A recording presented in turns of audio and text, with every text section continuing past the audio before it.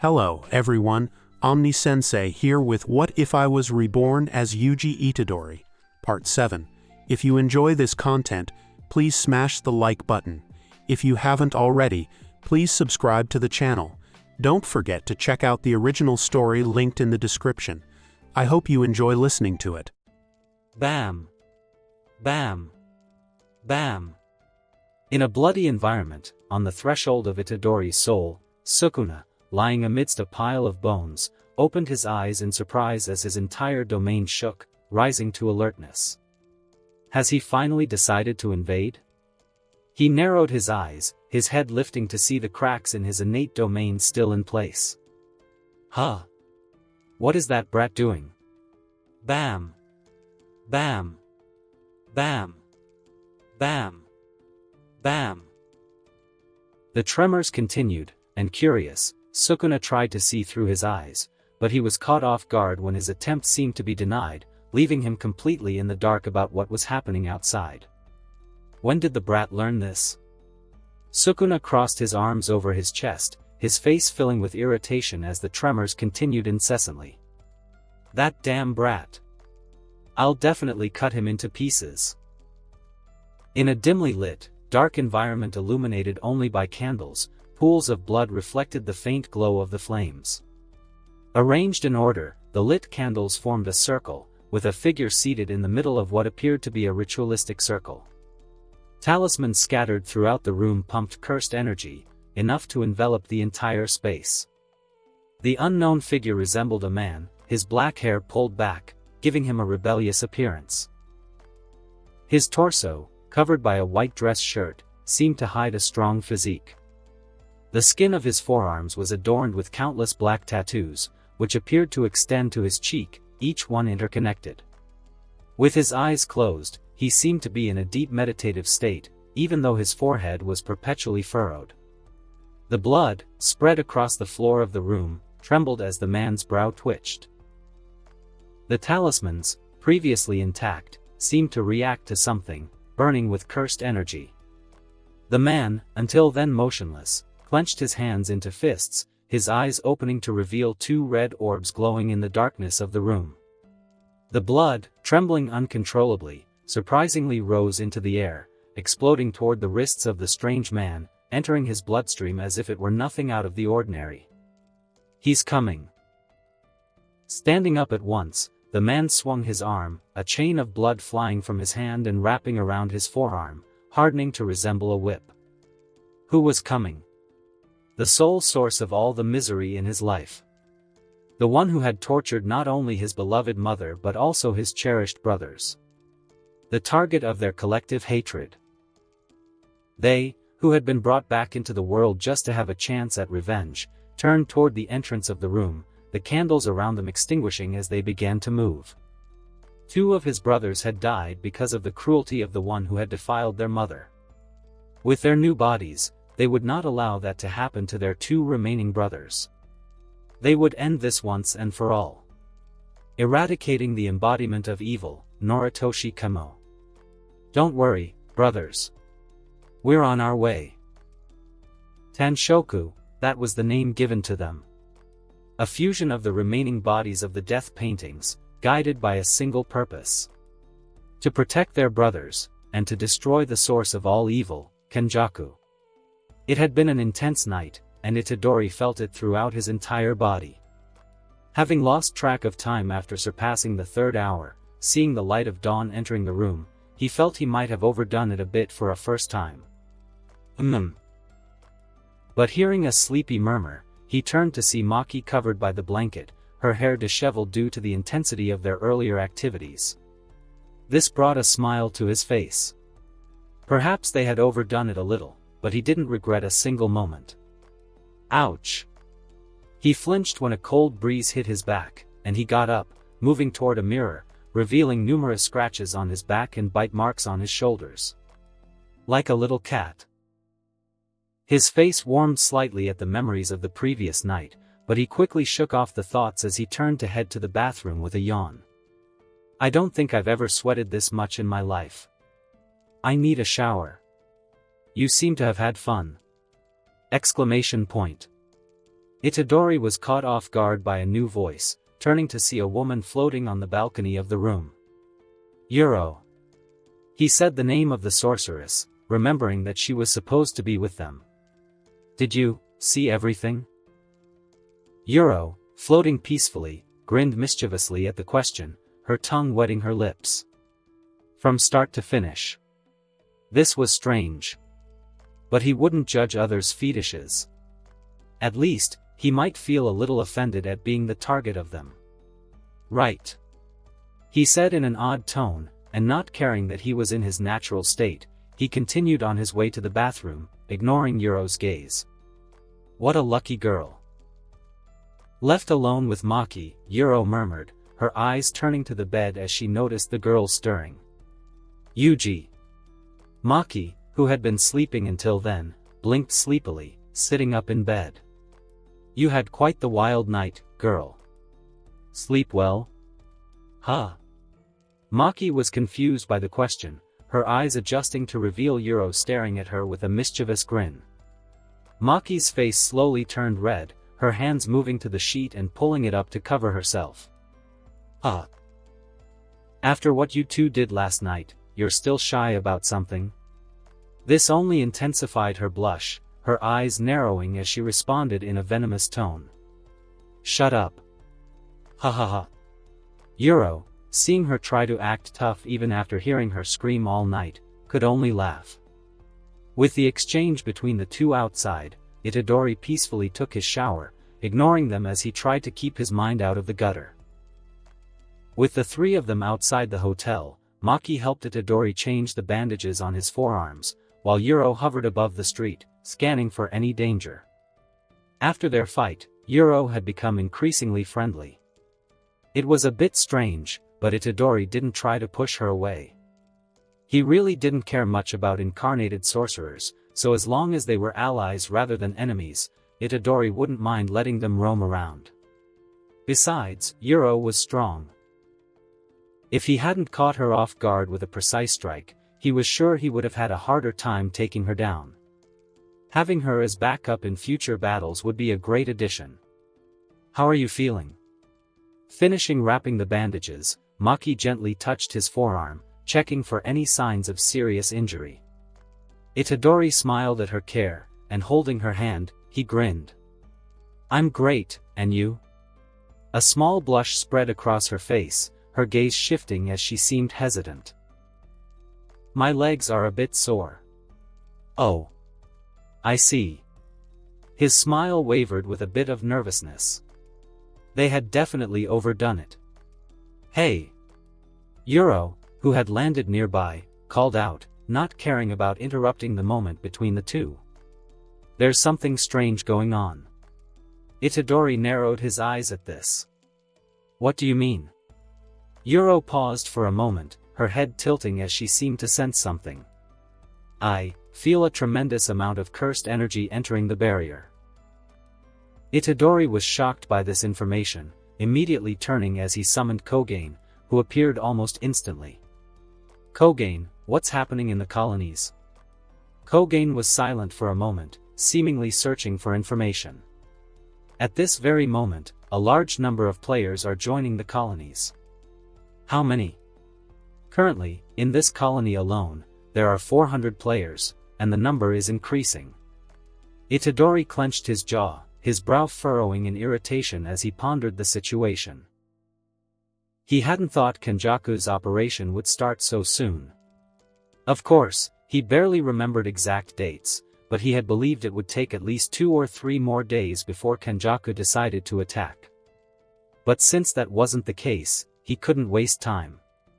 He had the chance to eliminate Kenjaku within his grasp, and he wouldn't let the opportunity slip away.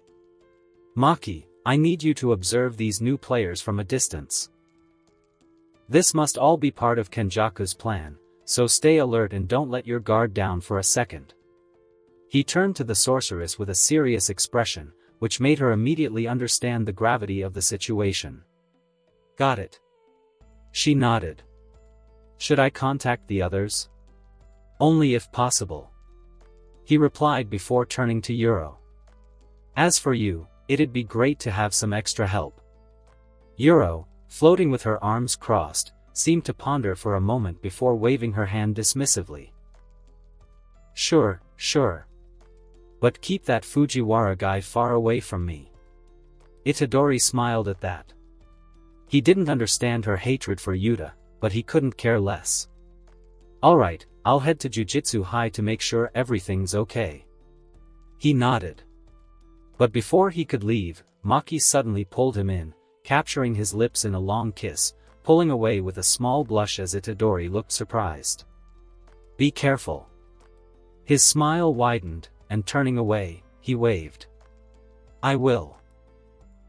Leaving his response hanging in the air, he disappeared in a trail of dust, Maki watching the spot where he had been for a few seconds before turning to go her own way.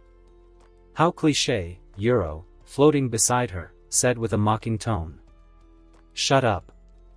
In the Jujutsu High training room, Mai watched in silence as Mimiko and Nanako spread talismans all over the floor. That idiot. Giving us a task like this. Don't be mad, sister. It's not that bad. Nanako seemed particularly irritated, while Mimiko placed the talismans with a small, satisfied smile. The contrast in personalities was clear. Mimiko seemed to enjoy small tasks like this, while Nanako couldn't stand doing them. Mai could sympathize with Mimiko. If the two of them were just normal girls, they would probably lead similar lifestyles. While the two sisters argued heatedly, Mai turned her gaze toward the one who had saved her, the one who had captured her interest. Well, technically, it wasn't really him but rather a clone of the original. Mai didn't fully understand the details, only that he was supposed to be a copy made to protect them in his absence. A clone of Yuji Itadori, who, on the surface, didn't seem different from the original at all. But obviously, there were certain peculiarities that revealed his status as a clone. Mai had tried talking to him numerous times, but she always received silence in response. Later, she learned from the second clone that this Itadori was incapable of speech. In exchange for the ability to talk, and possibly other capabilities that the second clone avoided revealing, this clone possessed strong cursed energy reserves, making him a powerful bodyguard for her and the other girls. As for the second clone, Itadori had created two copies. One, as mentioned before, served as a bodyguard, while the second retained only his physical traits, devoid of cursed energy. Mai had few opportunities to speak with this second clone. If he wasn't locked away in Itadori's room, he was far from Jujutsu High for some reason. It annoyed her that she couldn't talk to Itadori, to hug him, to claim his lips. Of course, she had no interest in doing that with a clone, but it wouldn't hurt to at least have a conversation with them. Maybe she could even gather some personal information. And where is that idiot clone? With the two sisters nearly finished placing the talismans, Nanako stood up with a scowl, her eyes scanning the training room. He tells us to do this and just disappears? He must have his reasons, Nanako. Mimiko tried to calm her sister but only received a sharp glare in return. And why are you defending him so much? Mai raised an eyebrow as she watched the interaction, clearly curious about what they had to say. Hey, are you just gonna stay quiet? Answer me. Nanako seemed even more irritated by her sister's silence. While she understood that they had a binding vow, she couldn't grasp why Mimiko insisted on defending Itadori's actions. They didn't even know if he would be capable of defeating the false Geto, yet they were following his orders like servants. It pissed her off. Days had passed, and nothing seemed to have changed, except that now they were under the same roof they had tried to destroy a year ago. Nanako was losing faith in Itadori's words with every moment, and that was frustrating her even more. It's because... Mimiko finally opened her mouth to speak, her eyes cast downward as she carefully placed another talisman. Nanako narrowed her eyes, noticing her sister's hesitation. Spit it out already. Mimiko closed her eyes and sighed. When she lifted her head, her eyes were glistening with unshed tears, making Nanako stare at her in shock. It's because he's our only hope to free Master Geto. Nanako took a step back, her face filling with guilt as she looked away. If he loses, we'll never have another chance to free him. Mimiko picked up another talisman and, with meticulous care, placed it on the floor, smoothing it down gently. We can't do much on the front lines. No, actually, we can't do anything at all. So at the very least, I want this to be perfect. Yes, that was true. Nanako couldn't deny it. If Itadori was defeated, they would never be able to free Geto with their own abilities. They were weak, lacking talent. Yet Geto had freed them and embraced them as his daughters. Even if Itadori's reasons for wanting the false Geto dead were different from theirs, it was undeniable that he had accepted them out of pure goodwill. He knew they were criminals in the eyes of the Jujutsu society and could have eliminated them in the blink of an eye. Yet, he made a binding vow that turned them into allies, not slaves, as long as he freed Geto's body by killing him. He didn't have to do that, but he did, asking only for their loyalty in return. I just want our father to rest in peace. Mimiko spoke with sorrow, and it seemed to be the final blow for Nanako, who closed her eyes in shame over her previous attitude. You. Nanako knelt down, sighing as she picked up a talisman. You're right. And with a small smile at her sister, she resumed placing the talismans, this time with much more care. Let's do this perfectly. Mimiko smiled at her sister's change in attitude and, nodding in satisfaction, moved closer to continue placing her own talismans. Mai, who had been watching everything, smiled at how quickly the two sisters had reconciled. Her gaze grew distant as she got lost in memories of a time when she had enjoyed peaceful moments with her own sister. I was an idiot. She shook her head, her face filled with melancholy as she recalled how she had treated Maki. Accusing her of abandonment, telling her she should have remained useless. Mai knew Maki had her reasons, and yet, she ignored them because she was too angry to understand. All Mai had ever wanted was to be free from cursed energy so she could live a mediocre but peaceful life. But that was just a dream she clung to as if it could ever become reality. If she hadn't been so foolish, she could have followed Maki, and together, they could have grown stronger. But she chose to stay behind, continuing her mediocre life within the clan. Because of her, Maki had been unable to grow. And Mai regretted it every single day since she woke up in the infirmary. If she could, she would go back in time and change everything. But she couldn't. She could only move forward with the choices she had already made, striving to be better. She only hoped that Maki would forgive her for everything. Mai blinked when she felt two pairs of eyes on her, turning to see Itadori's clone watching her with a curious expression. What? She asked, but the clone simply raised an eyebrow in response. I was just thinking. The clone nodded, seeming to understand the tone behind her words. Mai grew curious about that, a mischievous idea forming in her mind. Exclamation point. Getting close enough to catch the clone off guard, Mai shot him a rather seductive look, a far cry from her melancholic demeanor just seconds ago. So, tell me, Mr. Clone. With her index finger resting on the clone's chest, she gripped his shoulder to prevent him from pulling away, a small, sultry smile on her lips. Since you were watching me, I guess even his clone seems to retain some feelings.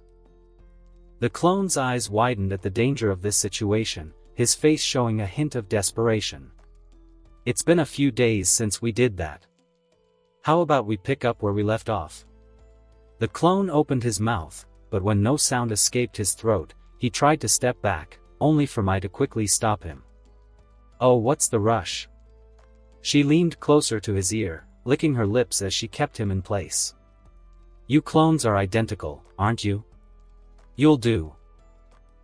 The clone's mouth fell open, his expression filled with dread as he foresaw his own fate. The original is going to destroy me. How did he know that?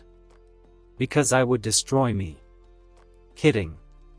But letting go of the clone, Mai allowed him to step back, a playful grin on her lips. Geez, why so nervous? Itadori never looked embarrassed when we kissed. The clone, sighing in relief, looked at her with an unreadable expression. You wouldn't understand. All four turned when the training room door swung open, revealing the second clone walking in alongside a familiar figure to Mai. Yutaheim-sensei.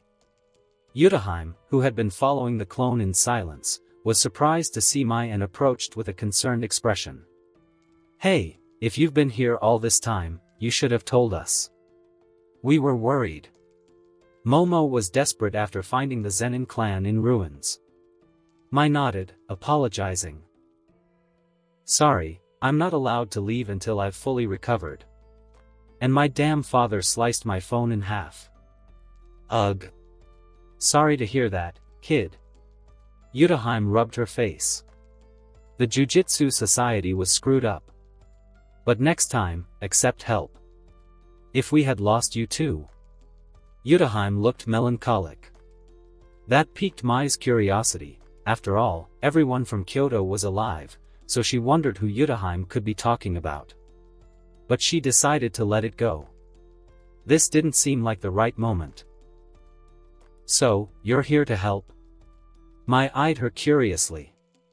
Yutaheim nodded, turning to see the second Itadori clone crouching beside Mimiko and Nanako, exchanging a few words with them. That boy told me he needed my technique to enhance a teleportation ability. I can see why. Mai nodded, seeming to understand Yuji's reasoning as she narrowed her eyes. If he rushed to get you, then this isn't going to be easy at all. I already figured as much, Yutaheim sighed. Hey, kid. Boom.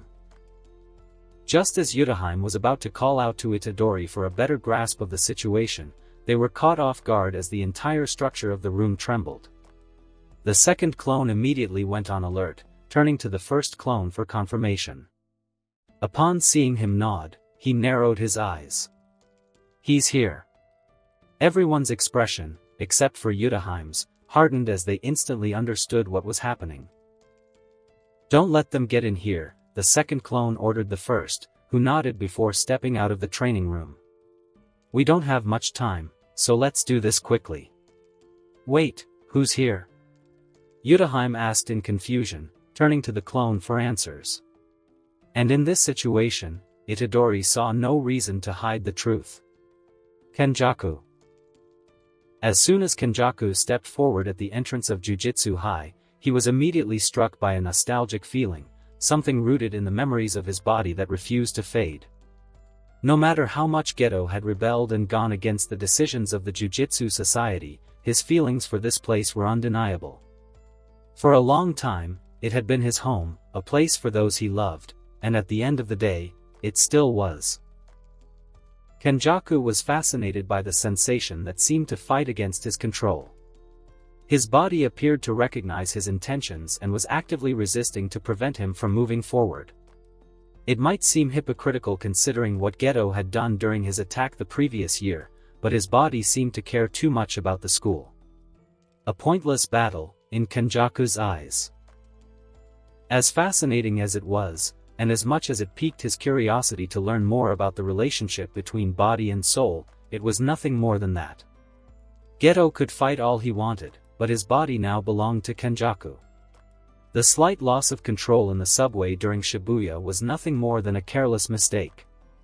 Now that Kenjaku was aware that remnants of Geto's will still resided in his body, he wouldn't let it happen again. I will destroy the place you hold so dear, he said with a small smile, indifferently raising his hand as cursed energy danced in his palm. And there's nothing you can do about it, so give up. His body seemed to react, his fingers trembling before quickly returning to Kenjaku's control. Just surrender already. Curses emerged from the black shadows that formed on the ground, countless creatures of various sizes advancing toward the school's facilities with a single intent. To destroy everything and anyone they encountered. Kenjaku, watching the curses advance, clenched his wrist with a small smile, satisfied when he no longer felt Geto's resistance. Very well. With a wave, he began walking among the curses, moving leisurely toward the star tomb, where the key to his plan lay peacefully, as if he were some kind of god who didn't care about what happened around him. "I'm on my way, old friend." In the training room, the residents needed no further explanation. Yutaheim, who had been the most confused earlier, immediately began preparing for the ritual. Perhaps she wasn't fully up to date on the situation, but she had stayed in touch enough to know about the plans to free Gojo and Kenjaku's identity. Still, she wanted to understand enough about what was happening and what exactly she would be amplifying.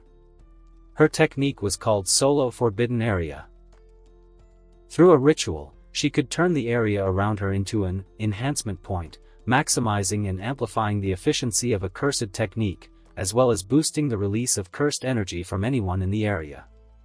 Dance, talismans, gestures, words, and even music all served to enhance the effect of the technique, but considering her surroundings, Yutaheim immediately realized this was more of an improvisation than anything else.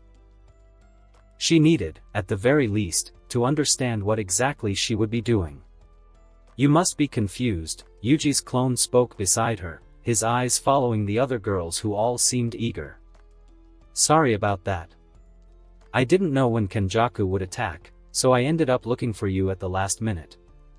Yutaheim's eyes narrowed, not in suspicion or distrust, but in curiosity. "What exactly are we doing?" Itadori watched as Nanako pulled out her phone and took a picture of the environment, her fingers tapping furiously on the screen as she seemed to begin her editing process. "My original body is too far away. Nanako will bring it here by editing an image to teleport me."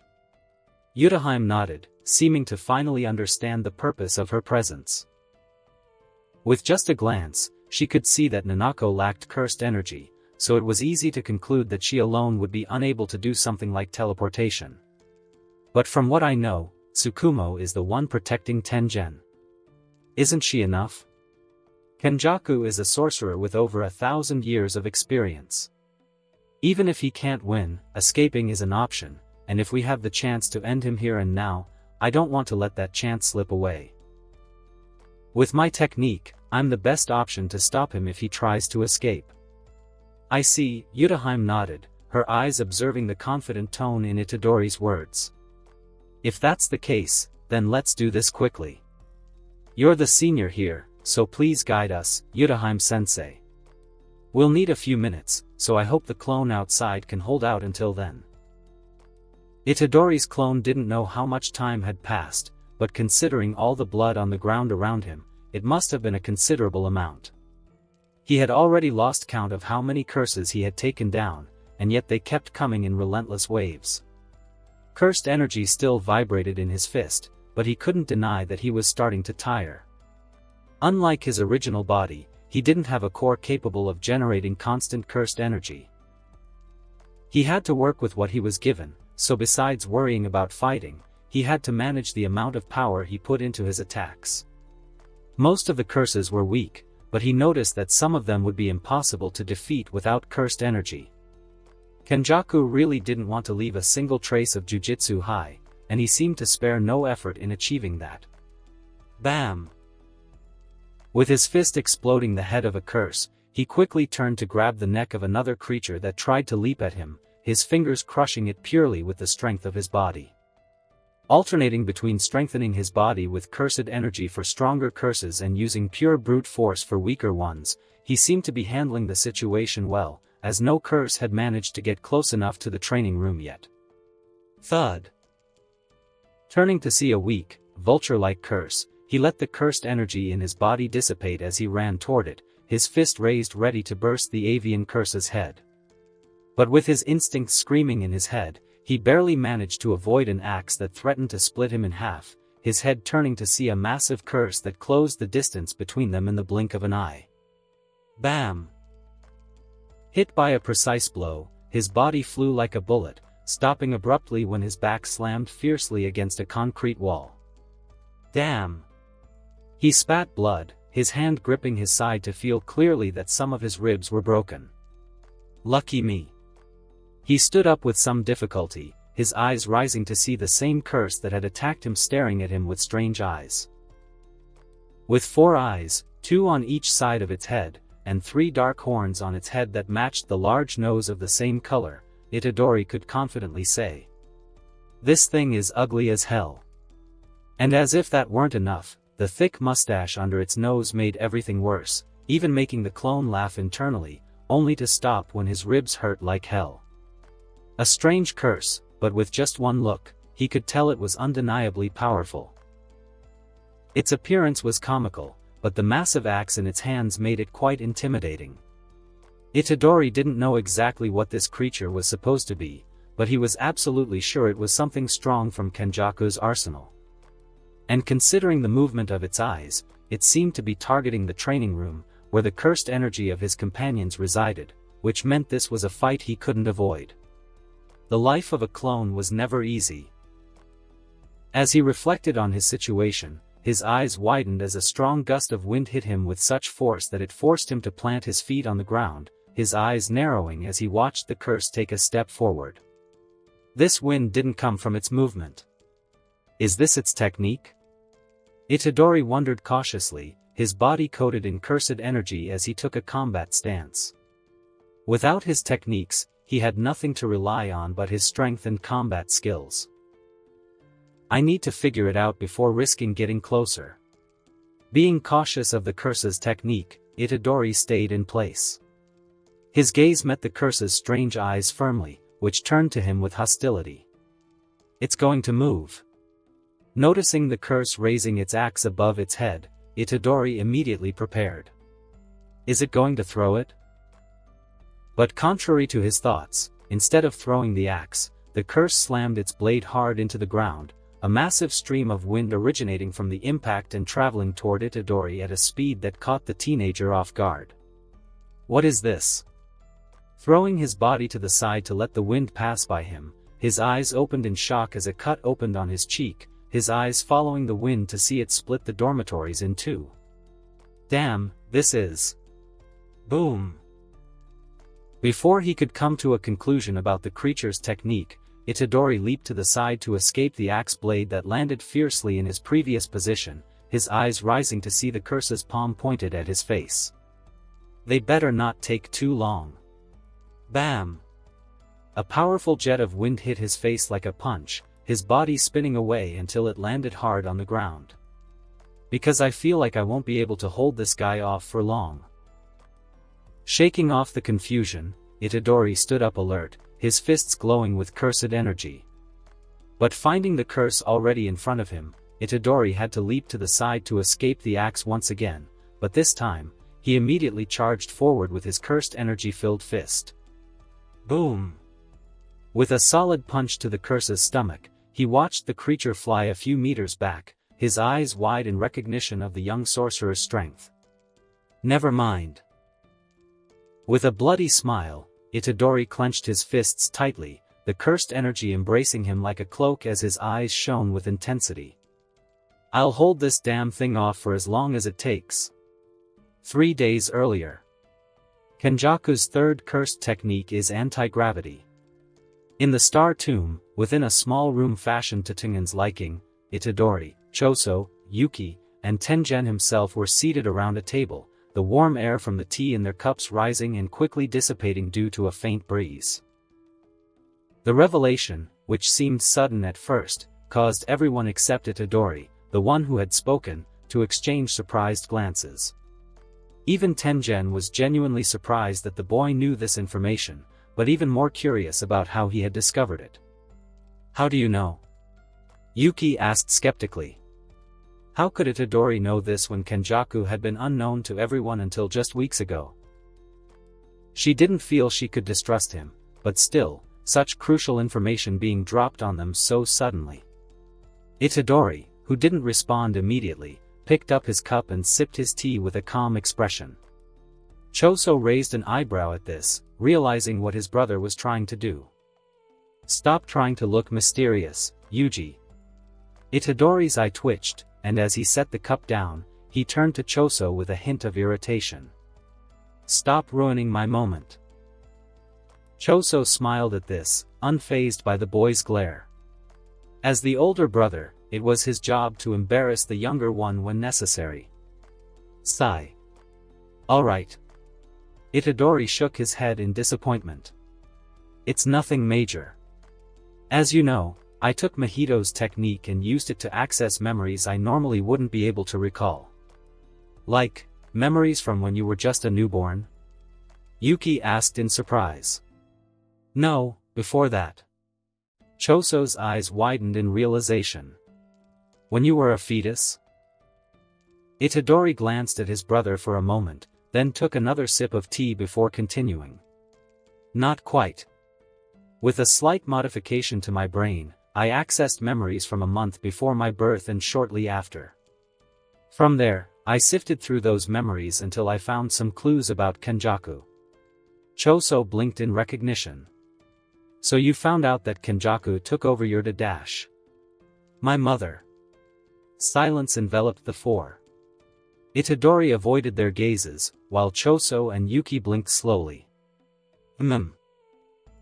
Yuki cleared her throat, crossing her arms over her chest as a small, mocking smile formed on her lips. Well, as they say, all for the plan. Her words carried a mocking tone, and to Yuji's shock, Choso responded in kind. Sometimes people take that too literally. Their eyes met, and Yuki couldn't help but smile as if holding back a laugh, Choso's lips trembling for a moment before seriousness returned to their faces. What was that? Itadori wondered in astonishment. Right, and then. With Tengen prompting Itadori to continue, the young sorcerer composed himself while pushing aside his questions about his brother's relationship. And then, with those memories, I was able to discover that my mother's body's technique was anti-gravity. Tengen nodded, his arms crossed as he seemed to ponder the information. And how can we be sure that this is indeed his third technique? Consider it a guess, but it seems like a useful technique. I doubt Kenjaku would discard it so easily. A lie. His meta-knowledge shone through at this moment. Memories from a baby? Nonsense. Itadori had simply crafted a backstory to reveal crucial information without having to disclose that he was actually a transmigrator from another world. And from the looks on everyone's faces in the room, it seemed to have worked. The last thing he wanted was an angry god because he revealed too much. And besides, there was no need to share such unsettling information. It would be risky, especially given their current situation. I can see that. Tengen nodded, his expression grateful. Thank you for telling us. This will be a great help. No need to thank me. We're all comrades here. Itadori waved his hand. But as they each processed this information, Yuji turned to Choso with a serious expression. Choso. This caught the blood user's attention, and he turned to his brother with curiosity. Don't do anything stupid while I'm not here. Present. Choso, standing in the middle of a white expanse that seemed to stretch infinitely with a small tree beside him, smiled faintly as he recalled the worried words of his younger brother. It warmed his heart to know that the brother he loved so much was so concerned for him. He wished he could say he wouldn't do anything stupid, but in his current situation, that was impossible. Because his job was to wear Kenjaku down as much as possible before Yuki joined the battle. Forcing him to expand his domain seemed like nothing more than a dream, but if he could somehow push him to do so, then he could die knowing that Yuki was capable of killing the source of all evil. His life didn't matter, as long as he could kill the one who cursed his mother. To avenge his two brothers and protect Yuji from this demon's clutches, Choso would give it his all, even if it meant dying in the process. Because that's what it meant to be an older brother. He had failed before, but now, he had a chance to redeem himself. And he wouldn't let this chance slip through his fingers. Crack. When a shattering sound echoed, Choso closed his eyes and took a deep breath, letting the air escape his lips with a serene expression. When footsteps approached, he didn't even need to open his eyes to know who stood before him. That aura, he could now sense and recognize it even from miles away. Oh. A surprised tone, Choso noted. The face of a dead man, is that what I'm seeing now? Choso's eyes opened at these words, his vision filled with a smug Geto who wore a mocking smile, as if Choso's presence was nothing more than entertainment. If you're looking at yourself in a mirror, then I can answer yes. Choso replied with a hint of venom, but Kenjaku didn't seem to care as he curiously looked around. Where's Tengen? The big mouth doesn't want to see you. I see. So you're the disposable one. Well, that's fine. At least try to entertain me a little. A vein popped on Choso's forehead, but he didn't let his hatred get the better of him as he continued to glare at the curse user. Tell me, what's your plan for Yuji? Kenjaku blinked. That's your first question? I thought you'd want to dash. Just answer me already. Oh, fine, fine. Kenjaku pouted, but this only served to further irritate Choso. Previously, I didn't have anything specific in mind for him. A catalyst for the chaos that was Sukuna in his body, he was just that. Until. Choso narrowed his eyes. Until? Well, he developed a very interesting technique, perhaps the one with the most potential among all. Kenjaku stuck out his tongue playfully, his hands raised as if his words were nothing more than a joke. So, I guess I'll take his body for myself. Choso's teeth clenched so hard they might have cracked, his nails digging into his palms until blood began to drip onto the floor. The veins on his forehead bulged, and fury seemed to course through his body. As if I'd let you, you damn bastard. With blood forming into a sphere in an instant, Choso clenched his hands around it and pointed it at Kenjaku. Noritoshi Kamo, your life. Kenjaku raised an eyebrow at this, not seeming the least bit intimidated by the threatening demeanor of the death painting. Ends here. Bam! The blood shot toward the curse user like an arrow, who merely sighed in disappointment. If you're going to attack me with just that. But just as the attack seemed about to hit him, Kenjaku elegantly sidestepped, the blood passing by him as he advanced toward Choso without a second thought. Then I won't waste time on you. Choso's eyes widened as Kenjaku closed the distance between them in an instant, his hands releasing the blood thread that extended far away as he prepared to defend himself. Bam! A punch landed squarely on his face, but the death painting didn't falter as he tried to grab his opponent's wrist, only for a heavy kick to strike his torso with enough force to send blood flying from his mouth. Kenjaku, determined to press the attack, stopped abruptly when he noticed Choso's eyes glaring at him mockingly, his instincts making him move fast enough to summon a curse that shielded him from an explosion of blood that flew from Choso's mouth.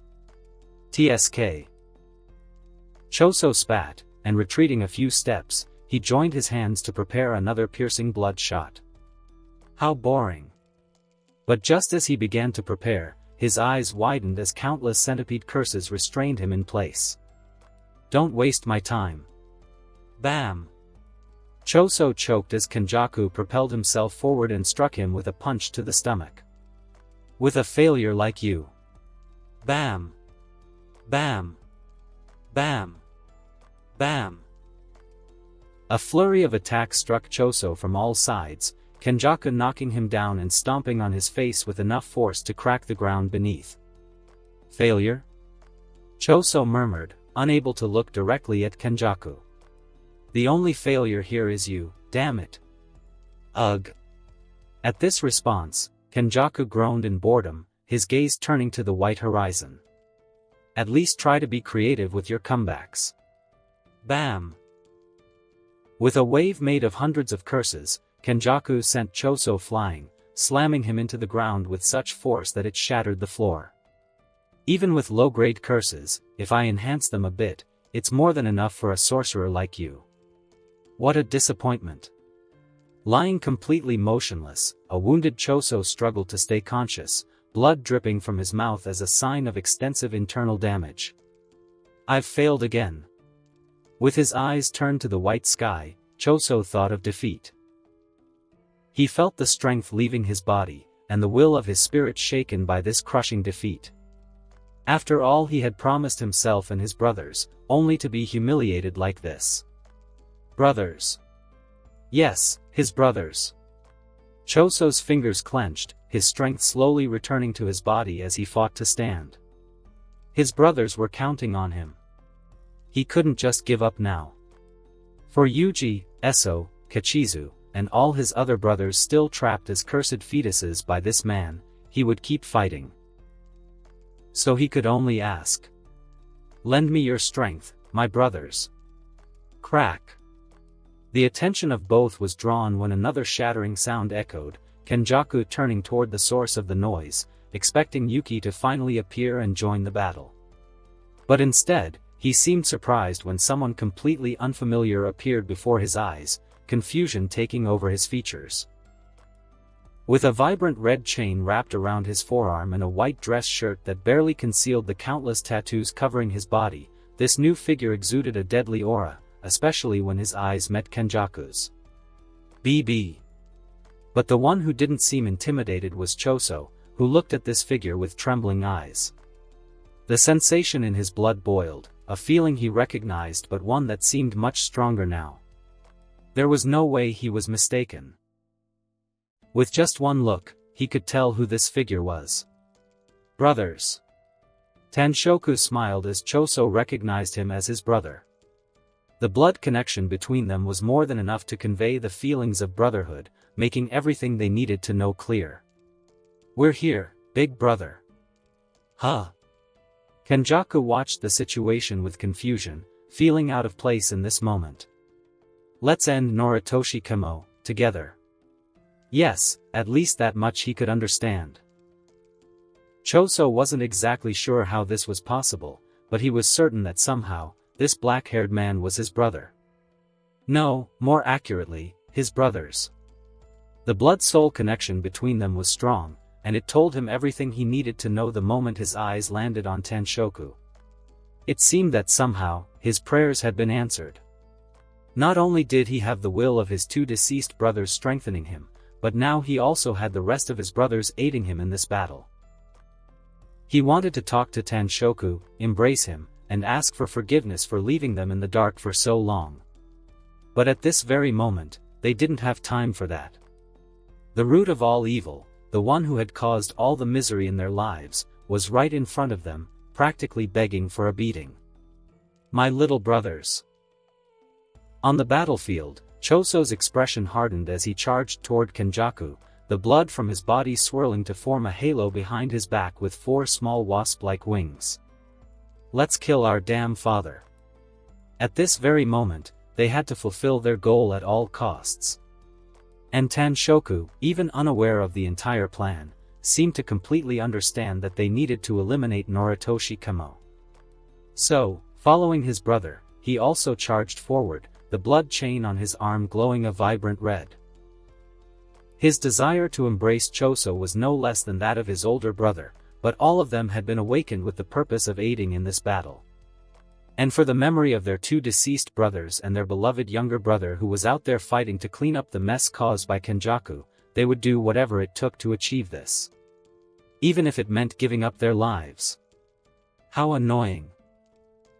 Kenjaku watched the two approach with irritation evident on his face, a frustrated sigh escaping his lips. "I already understand what you're trying to do, and I regret to inform you." Bam! Leaping as countless blood arrows struck the ground where he had been standing, Kenjaku quickly summoned a few curses to block other arrows launched at him, the creatures dispersing in an explosion of smoke that allowed the curse user to retreat. "But there's no chance you'll make me expand my domain." His words carried confidence, but above all, disdain for these 2 opponents. Choso was weak, a quick entertainment at best, while this second figure. Kenjaku didn't even know who he was. But there was a strange sensation in his soul that seemed to tell him he somehow knew him. Is he one of the death paintings? Well, it didn't matter either way.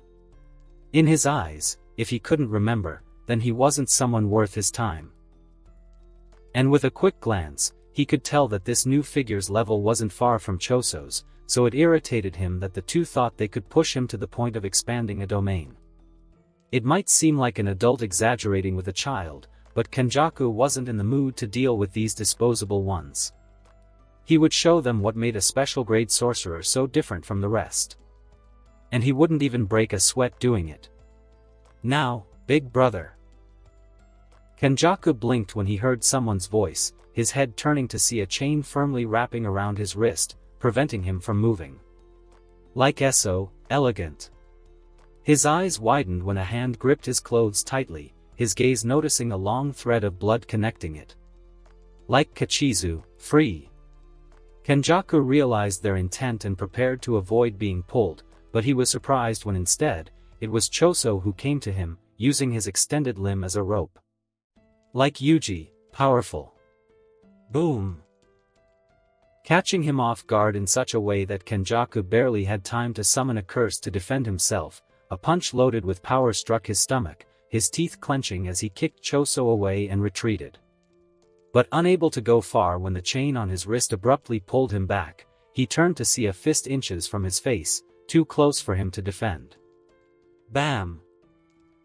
The attack landed squarely, his half-closed eyes turning to his attacker to see Tanshoku pulling the chain back and transforming it into a crimson gauntlet that covered his entire fist. It's not over yet, you bastard! Bam! And hitting him with another punch, this time with even more destructive power thanks to the gauntlet, Kenjaku was sent flying, his back slamming against the trunk of the small tree in the center of the area as blood dripped from his nose. Don't let him recover, keep attacking.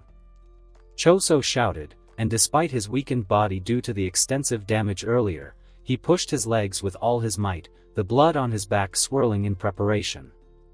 Tanshoku didn't need a second word as he charged forward with similar determination, his blood gauntlet shifting into a crimson sword. How annoying! Spitting a bit of blood, Kenjaku maintained a calm expression as he wiped his nose, as if this were nothing more than a minor inconvenience. His eyes, fixed for a moment on the blood from his wounds, turned to the two adversaries rushing toward him. And to think I'd actually have to use this. With a disappointed sigh, the curse user brought his hands together, causing the two in front of him to stop abruptly, Choso's eyes widening as he felt the tension in the air shift. Is he going to? Nah, I was just kidding. But when Kenjaku spread his hands while sticking out his tongue, Choso's shocked expression immediately hardened, his teeth clenching in anger. You damn dash! Boom! Choso opened his mouth to curse, but before he could finish his shout, a wave of curses slammed into him like a fierce tide, his body being crushed against the ground just like before, but this time, with even more ferocity. Big brother! Tanshoku shouted, his eyes filled with fury turning to Kenjaku to see him raising his hands as if this weren't his fault. Noritoshi Kamo. Tanshoku closed the distance between them in an instant, his fist slamming into the curse user's defenses with enough force to surprise him. Blood manipulation, and at a level high enough to create solid objects like concrete. Blocking another punch, Kenjaku said with interest, which only further irritated Tanshoku. You're another death painting, aren't you? How did you possess a body? Why would I tell you? Trying to slash him with his blood sword, Tanshoku growled when Kenjaku skillfully dodged the blade. I don't think you would. Kenjaku replied with disinterest, his hand parrying an attempt to slash him and grabbing the death painting's wrist to prevent him from moving. Tanshoku growled, but when a strange sound came from below, he slowly shifted his gaze to see a cluster of curses forming in Kenjaku's palm. But I think you've wasted enough of my time. Boom! A wave of curses struck Tanshoku's stomach with force, blood flying from his mouth as he was pushed back by the curses until he was pinned against the only tree in the area, Kenjaku sending the curses for a few more seconds before finally stopping. I won't lie, I was a bit surprised by those punches. Kenjaku rubbed the back of his neck, showing little reaction as he watched a bloodied Tanshoku fall face first to the ground. But that's all it was. In the end, you didn't even manage to serve your purpose, so. With his hand glowing with cursed energy, Kenjaku approached Tanshoku's body. I can only say goodbye to failures I should have disposed of from the start. Hey! About to eliminate Tanshoku for good, Kenjaku raised an eyebrow at the call, turning to see a bloodied Choso pointing both hands together at him. "I told you before, Sai, that the only failure here is you." Kenjaku's expression shifted from disinterest to boredom, his eyebrow raised as he wondered if Choso could really be this stupid. But his eyes widened when he felt both his legs being grabbed, Kenjaku looking down in shock to see Tanshoku holding him in place with his hands, a small mocking smile on his lips. "You hurt our brother, you bastard. Damn it." Kenjaku clenched his teeth, and as he was about to crush Tanshoku with a wave of curses, he had to shift his attention when Choso shouted furiously. "For my brothers, die, Noritoshi Kamo." Swoosh. The piercing blood shot from his hands like a bullet, the pressure on Choso's already injured muscles making him clench his teeth tightly as he struggled to endure. Kenjaku, who saw the blood approaching, growled in irritation, his eyes closing as much as he could, for once, commend the cunning of these children who were nothing but failures. But would this be enough to end the life of someone with experience comparable to Tengen himself? Unfortunately for the sorcerers, no. It was far from enough. Bam! Just as the tip of the piercing blood got close enough to Kenjaku, Choso's eyes widened when the blood was abruptly pushed to the ground. Tanshoku, who had been firmly holding the curse user in place, had his body crushed against the hard ground this time, sending him into unconsciousness. And Kenjaku, standing victoriously, simply met Choso's gaze with a raised eyebrow, as if asking what he would try next. Crack. "I may be an only child, but I think I can say." The attention of both turned to the source of the shattering sound once more, a confident Yuki Tsukumo emerging. "But you're one hell of a badass, big bro." But while Yuki's presence alone was enough to surprise, an imposing figure appeared with calm steps right behind her. With a suit that accentuated his robust build and an eye patch on the left side of his face that seemed to cover not just a defective eye but also a large burn scar, this blonde-haired man exuded an intimidating aura. "Who was this? So you're the one causing all this trouble?" Removing his suit jacket, the man pulled his tie and wrapped it around his fist, cursed energy exploding throughout his body in a display of raw power. "Tsukumo, let's wrap this up quickly. I'd hate to do overtime when I should be retired." Right. Kento Nanami, the most brutal grade 1 sorcerer. Akuro o Otaki was powerful, a special grade cursed spirit that had tormented sorcerers for ages. His strength was undeniable, but above all, his skills as a formidable combatant with his axe were terrifying in their own right. Coupled with his ability to manipulate wind at will, he had managed to survive as a powerful curse for a long time. But that was until his encounter with Kenjaku, when, after a battle where he was strategically outmatched, the curse finally yielded after millennia. Now, as a servant of the curse user, Akuro found himself in a rather familiar situation. Devastating villages and killing humans wasn't uncommon, perhaps he could even say that in the past, it had been part of his daily routine. Occasionally, he would face a few weak sorcerers who dared to stand in his way, only to be cleaved in half by his massive axe. This was routine, except for Kenjaku. No sorcerer had ever proven to be a threat to the dreaded curse. So, when the small pink-haired human stood in front of him, he didn't even bother to defend himself, believing that killing him would be as easy as swatting a fly. A mistake on his part. Because the moment that small fist struck him, Akuro felt as if the violent blow weighed hundreds of tons. The curse couldn't even remember the last time he had been hit with such force. So, casting a recognizing glance at the sorcerer, the curse tightened his grip on the handle of his axe. He realized he couldn't take this opponent lightly. As a curse, Akuro could harbor a tremendous ego regarding his strength, but he knew when he needed to take a fight seriously. And this small human, this one deserved his full attention. The clone of Itadori, who watched the curse with a firm gaze, maintained his stance as he waited for his opponent to make a move. As a clone without techniques to rely on, getting hit wasn't a luxury he could afford. This curse was strong. At least as strong as Jogo, and that was just based on the flow of its cursed energy. And the axe. With the risk of being cleaved in half, it didn't seem like an advantage he could exploit so easily. In the end, I just need to hold out until they finish the ritual. But as he searched for ways to defeat this opponent, he remembered that his goal was to hold out as long as possible. If they succeeded, and the original arrived, then he wouldn't have to worry anymore. Still, this wouldn't be an easy task. Bam! Itadori leaped to the side as the axe once again tried to cleave him in half, slamming brutally into the ground and sending chunks of earth flying. The sorcerer was surprised by the force behind the attack, but he didn't have much time to think as he was abruptly pushed back by a powerful gust of wind, the massive curse pulling the axe from the ground and lunging toward him, aiming to take advantage of his imbalance. It's smart.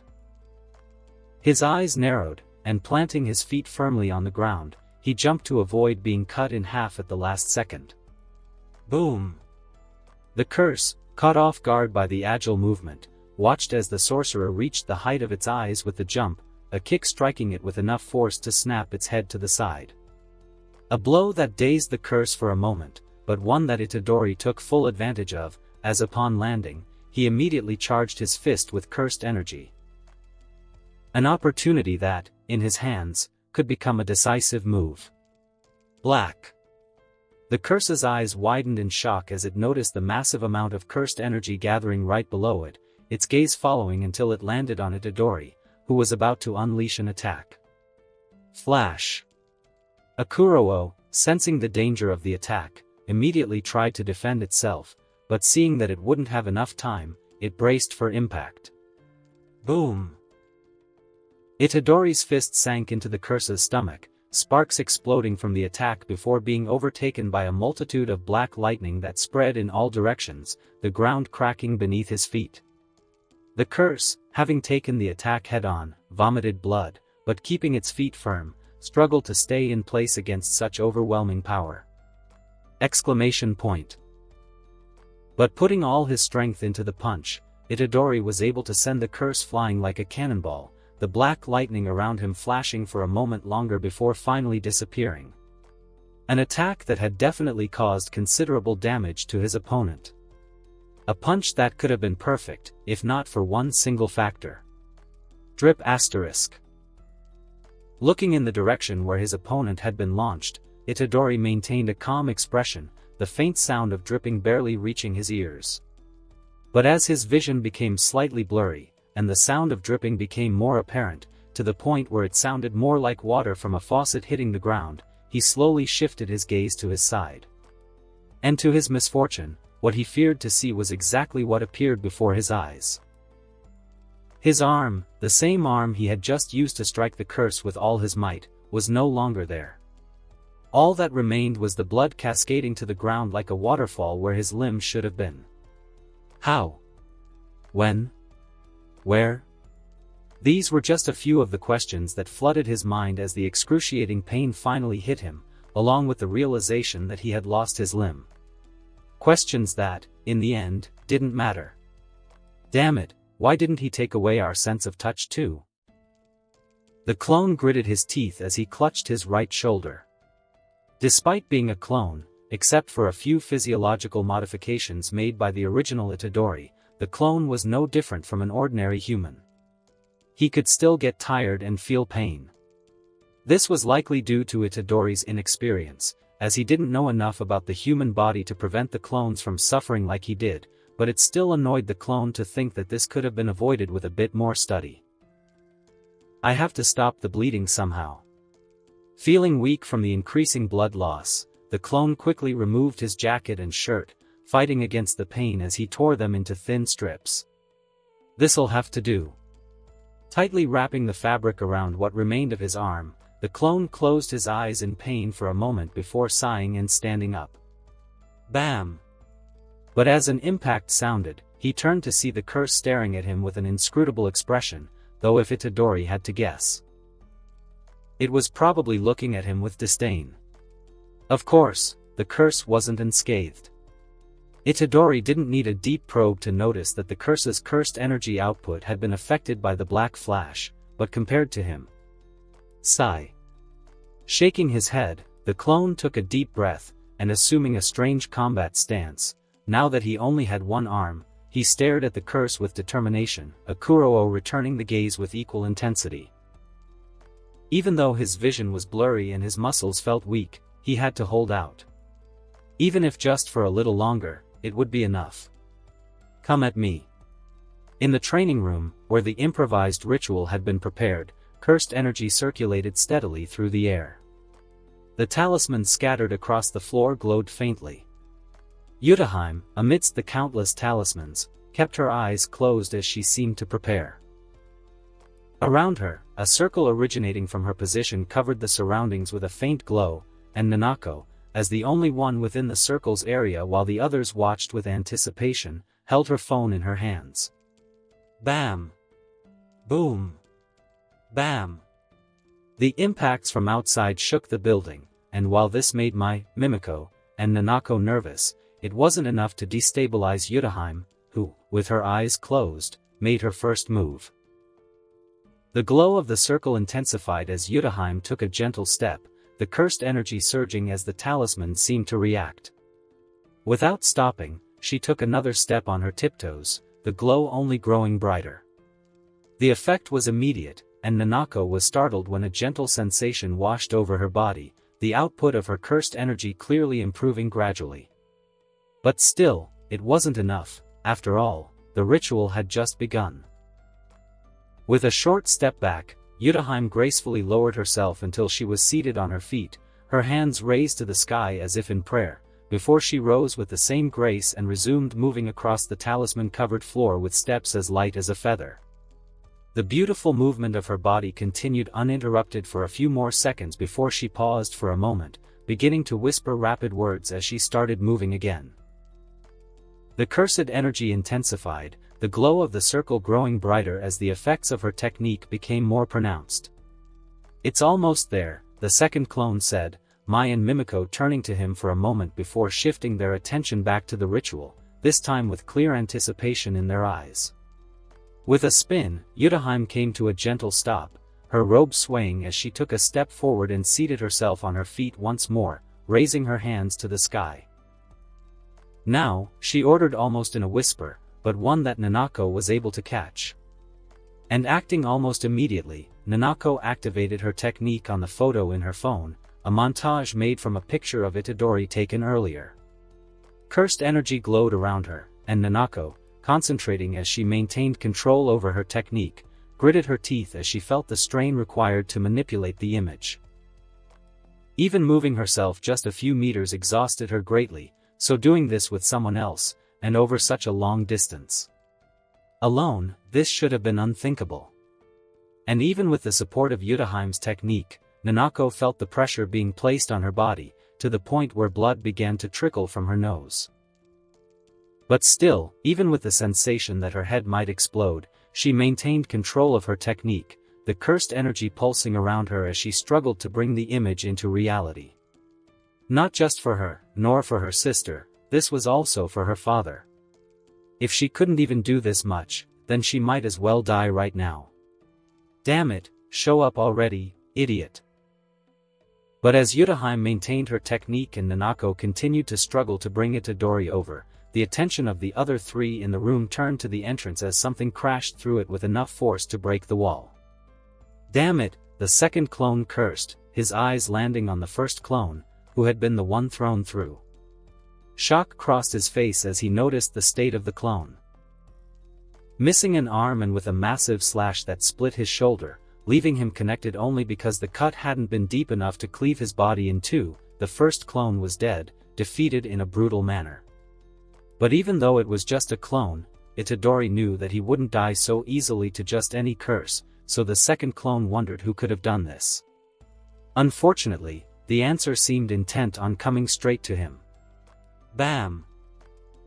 With a heavy thud, the three turned to the entrance, Mimiko's face filling with terror as her eyes landed on a grotesque face covered in blood, bruises visible across its cursed features. "Run!" the second clone shouted as he moved in front of them, his eyes narrowing as he watched the curse's gaze turn to him with a mix of surprise and irritation. Bam! And before the clone could even react, his body was abruptly pushed to the ground by a powerful gust of wind, his teeth clenching as he struggled to resist, only for the fight in his body to eventually cease as he was crushed for seconds that felt like an eternity. Mai and Mimiko stared at the situation in horror, the two girls backing away as the curse's gaze turned to them, Mai summoning an assault rifle and aiming it at the creature. "We need to hold it off," Mai shouted to Mimiko, which seemed to snap her out of her stupor.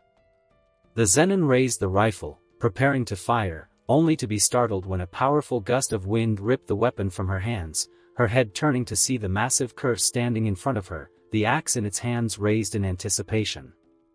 Boom! Closing her eyes, Mai clenched them tightly as she waited for the slash that never came, instead only silence reaching her ears.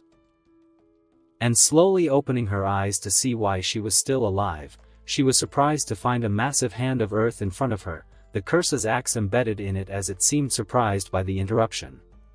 Mai, still somewhat confused by the protection, widened her eyes when a familiar cursed energy hit her senses, causing her to turn toward the ritual site.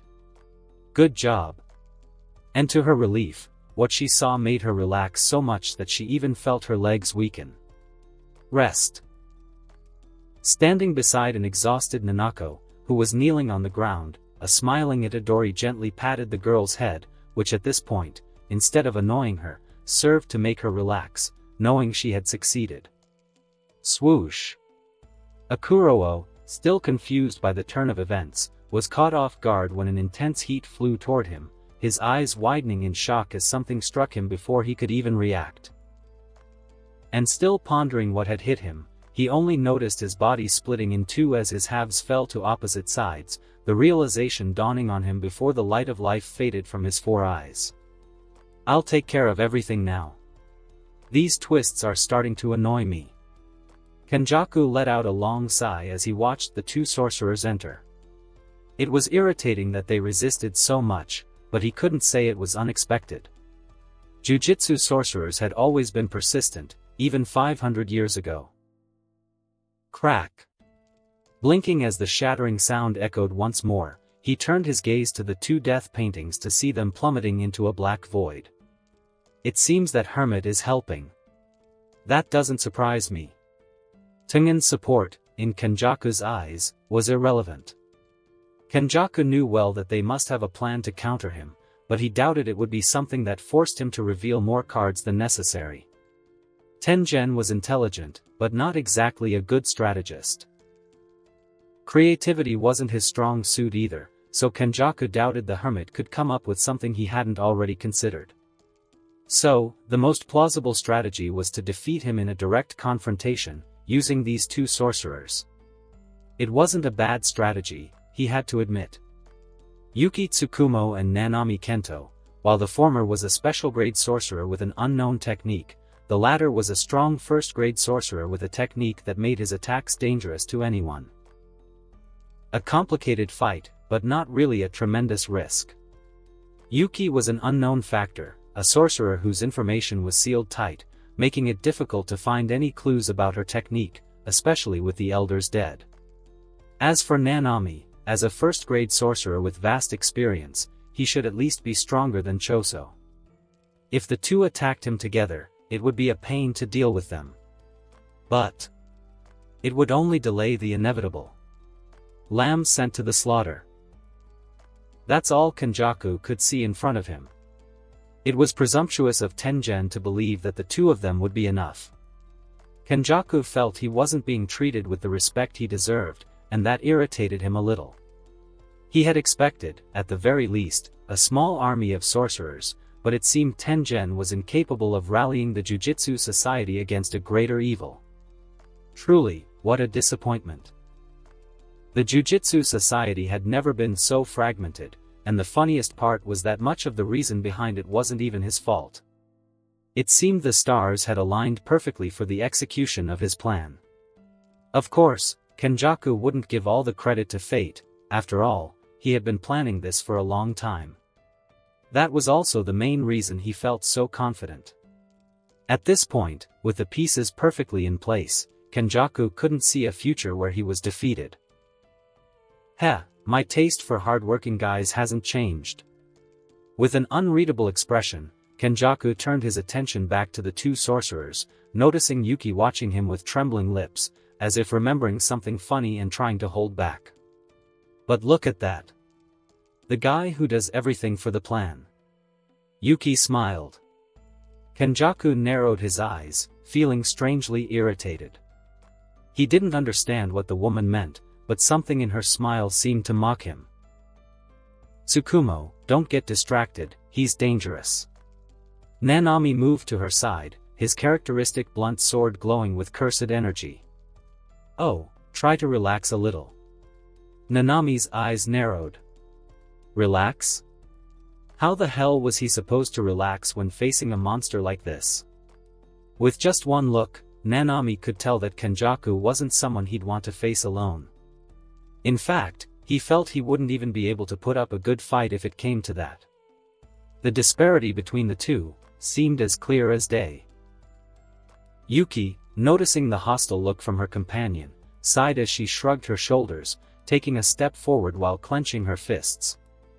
Alright. Let's beat this guy until he becomes a decent person. Don't stray from the plan. I know. Kenjaku watched the interaction between the two sorcerers with disinterest marking his face, his eyes following their movements only as a means to prevent a surprise attack. But noticing that they had no intention of making the first move, he raised his hand and decided to set the pace of the battle himself. With a massive black shadow forming behind Kenjaku, the air was filled with cursed energy as the shadow took shape, a massive, anthropomorphic curse resembling an Indian elephant. Looks like we're starting off intense, huh? Yuki raised an eyebrow. Well, I'd like you to show me what you're capable of.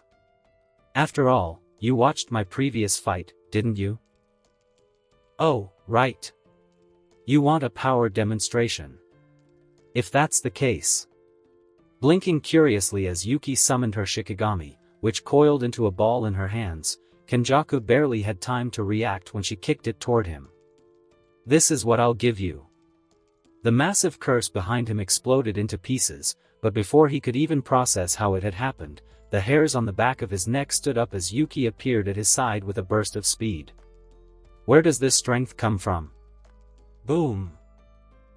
Taking a direct hit, Kenjaku found himself unable to block properly, the force behind the attack so overwhelming that it shattered both his arms, sending him flying like a bullet. Huh! But just as he was about to hit the limits of the barrier, his eyes caught movement at his side, a blunt blade striking his ribs with such force that it made him vomit blood as his body was sent flying in another direction. I missed by a little. Nanami tightened his grip on his sword, watching Kenjaku's body roll awkwardly on the ground before abruptly stopping as it hit the barrier's limits. I'll be more precise next time. Next time. Far away, Kenjaku stood up with smoke rising from his wounds, his expression serious, a stark contrast to the disinterest from before. Confident of you to believe there will be a next time. I've seen enough. Nanami's single eye widened in surprise as Kenjaku began to bring his hands together, but before he could take a step forward to stop him, the curse user leaped to the side as Garuda flew toward him like a ball, Yuki already close to him with her fist ready. If you think it's going to be that easy, don't be mistaken, she shouted as she threw her punch, but this time, Kenjaku was prepared, ducking at the exact moment to avoid it. I never thought that. A smug smile spread across his lips, causing Yuki's eyes to widen as she realized her mistake. Bam! Her body was pushed to the ground by a colossal force, everything around Kenjaku seeming to suffer this effect for a moment before he dismissed it. Black. But as soon as the effect faded, his attention immediately turned to his next opponent, Nanami, who had exploded toward him. It won't work. Sending a wave of curses toward the sorcerer, Kenjaku retreated with a leap as all of them were cut down with a single strike. Flash. The numerous black lightning bolts spread after the slash, and Nanami, realizing his target was missing, didn't stop his momentum as he continued his charge against Kenjaku, the curse user launching countless curses while retreating, only to see the sorcerer cut them down with ease. What a combination! Noticing Yuki already getting up from the previous blow, Kenjaku gritted his teeth in irritation, his eyes turning to Nanami, who continued to charge at him relentlessly. So annoying! With a swift advance, Kenjaku caught Nanami off guard by closing the distance in the blink of an eye, his hand firmly gripping the sorcerer's wrist to prevent him from attacking with the sword. Garuda! But just as Kenjaku was about to unleash a point-blank curse attack, Garuda whipped toward him, forcing him to release his opponent and retreat with a leap to avoid having his head split in half.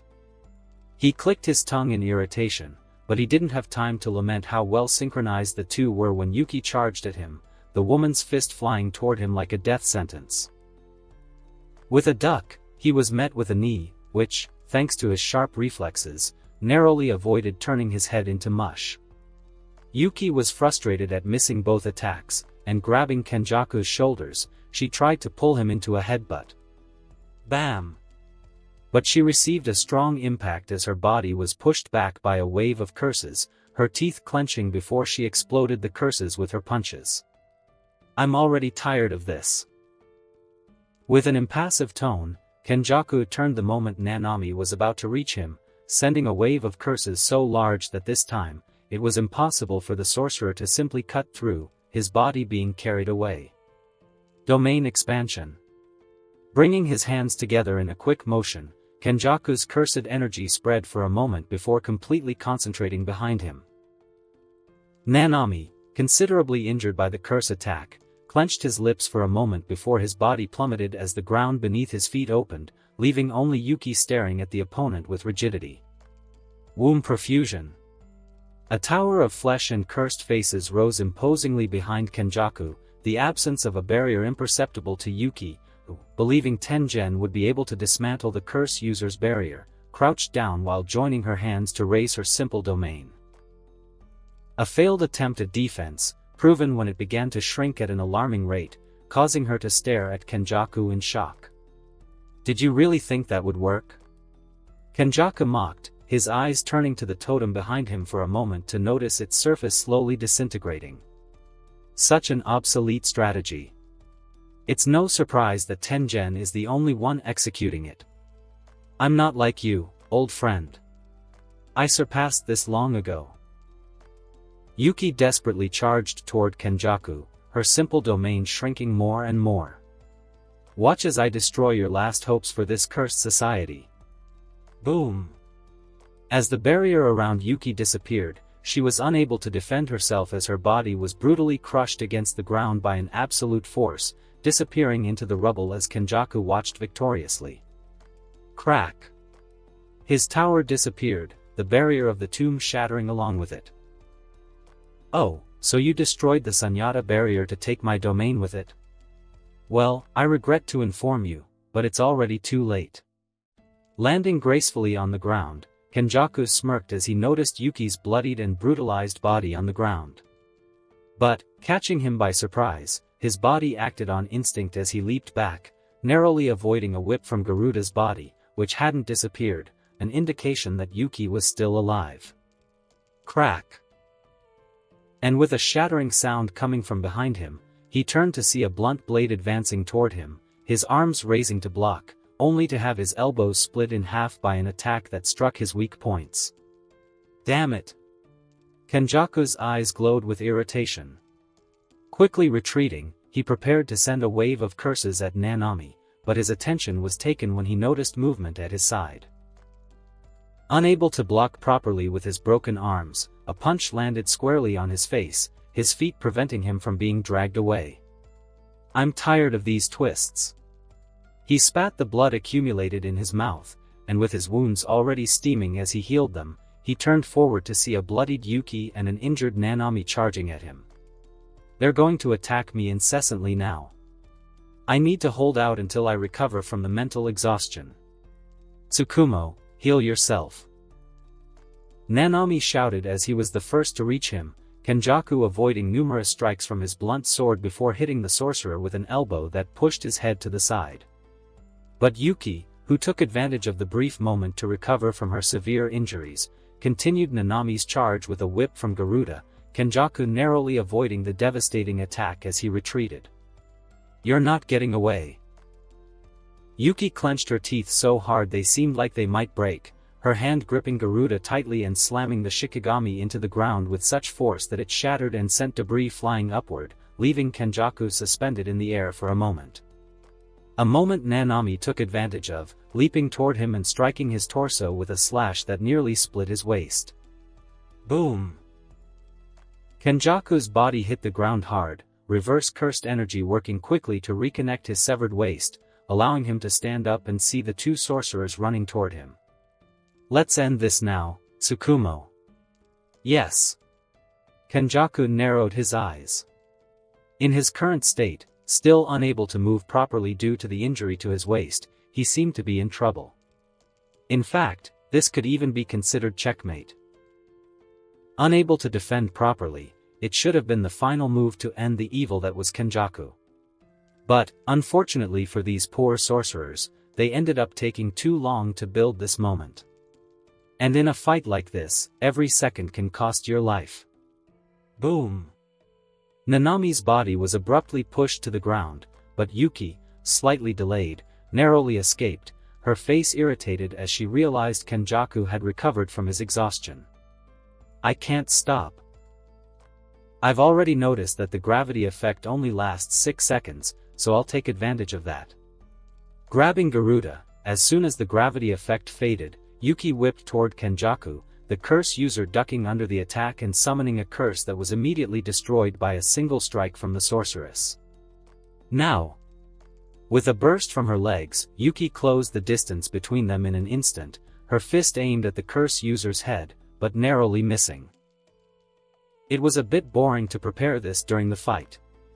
Kenjaku, firmly gripping Yuki's wrist, revealed a small circle of curses spinning in front of his face, a mini Uzumaki that appeared before the eyes of a defenseless Yuki, who could only watch in shock.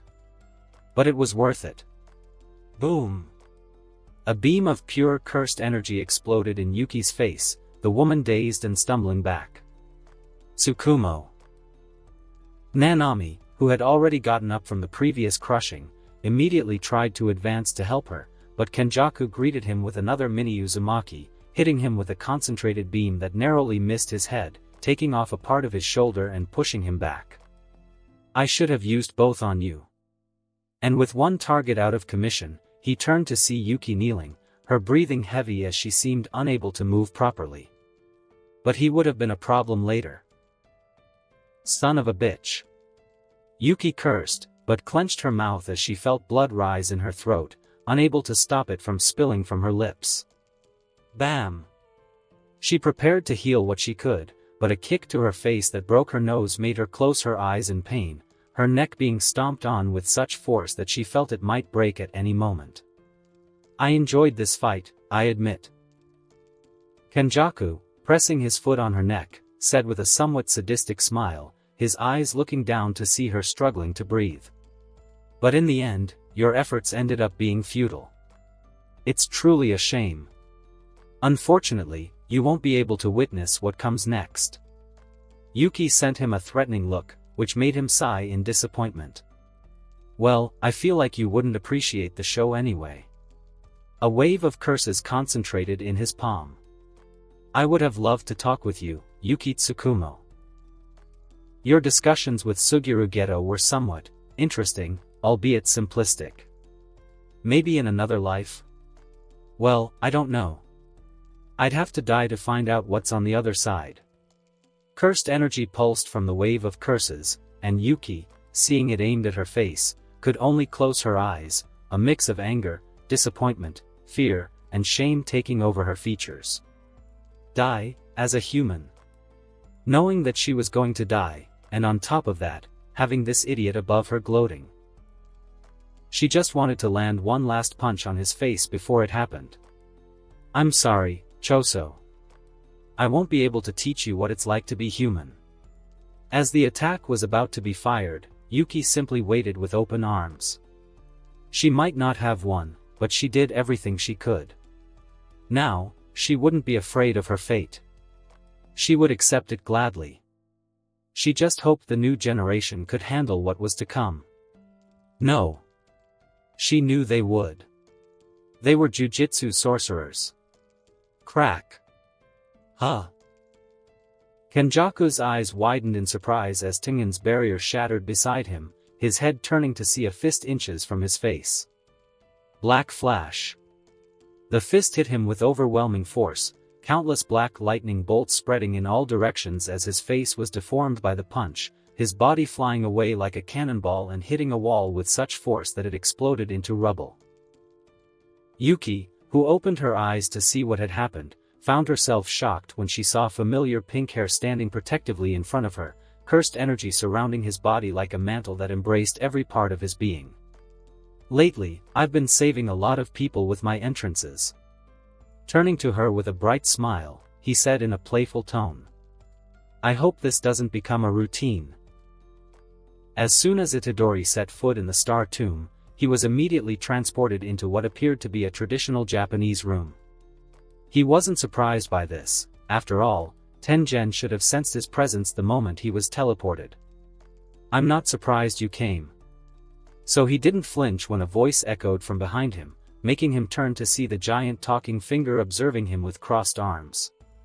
When I noticed your two clones, I had a feeling you were planning something. It's reassuring that this was your plan. There was a hint of relief in Tengen's words. Fear of Kenjaku destroying everything he had built over millennia? Or dread for what would happen to humanity? Itadori couldn't decipher the expressions on that talking finger, but he figured it was somewhere between the two. Though you could have been a little faster. The situation isn't looking good. As he spoke, he turned and opened a door to reveal an unconscious Choso and Tanshoku, their bodies covered in injuries ranging from minor to severe. This drew a sigh from Itadori, who moved toward them and crouched between the two, assessing their conditions for a moment. And I told him not to do anything stupid. Thanks to them being death paintings, they're not at risk of death, but in their current state, returning to battle is impossible. Itadori nodded at Tengen's words and gently touched Tanshoku's chest, closing his eyes in relief when he confirmed his brother's souls were intact. This death painting. Tengen mused with curiosity, making the sorcerer raise an eyebrow. How did you make the body withstand so many souls? Mahito was an anomaly among curses, with an unprecedented technique rooted in his very being, but even he struggled to merge two souls into a single body. So, for Itadori to do it not just with 2 but with 6, Tengen was deeply intrigued. As a hermit who had lived for over 1,000 years, encountering questions he couldn't answer was rare, so it was only natural he'd want details.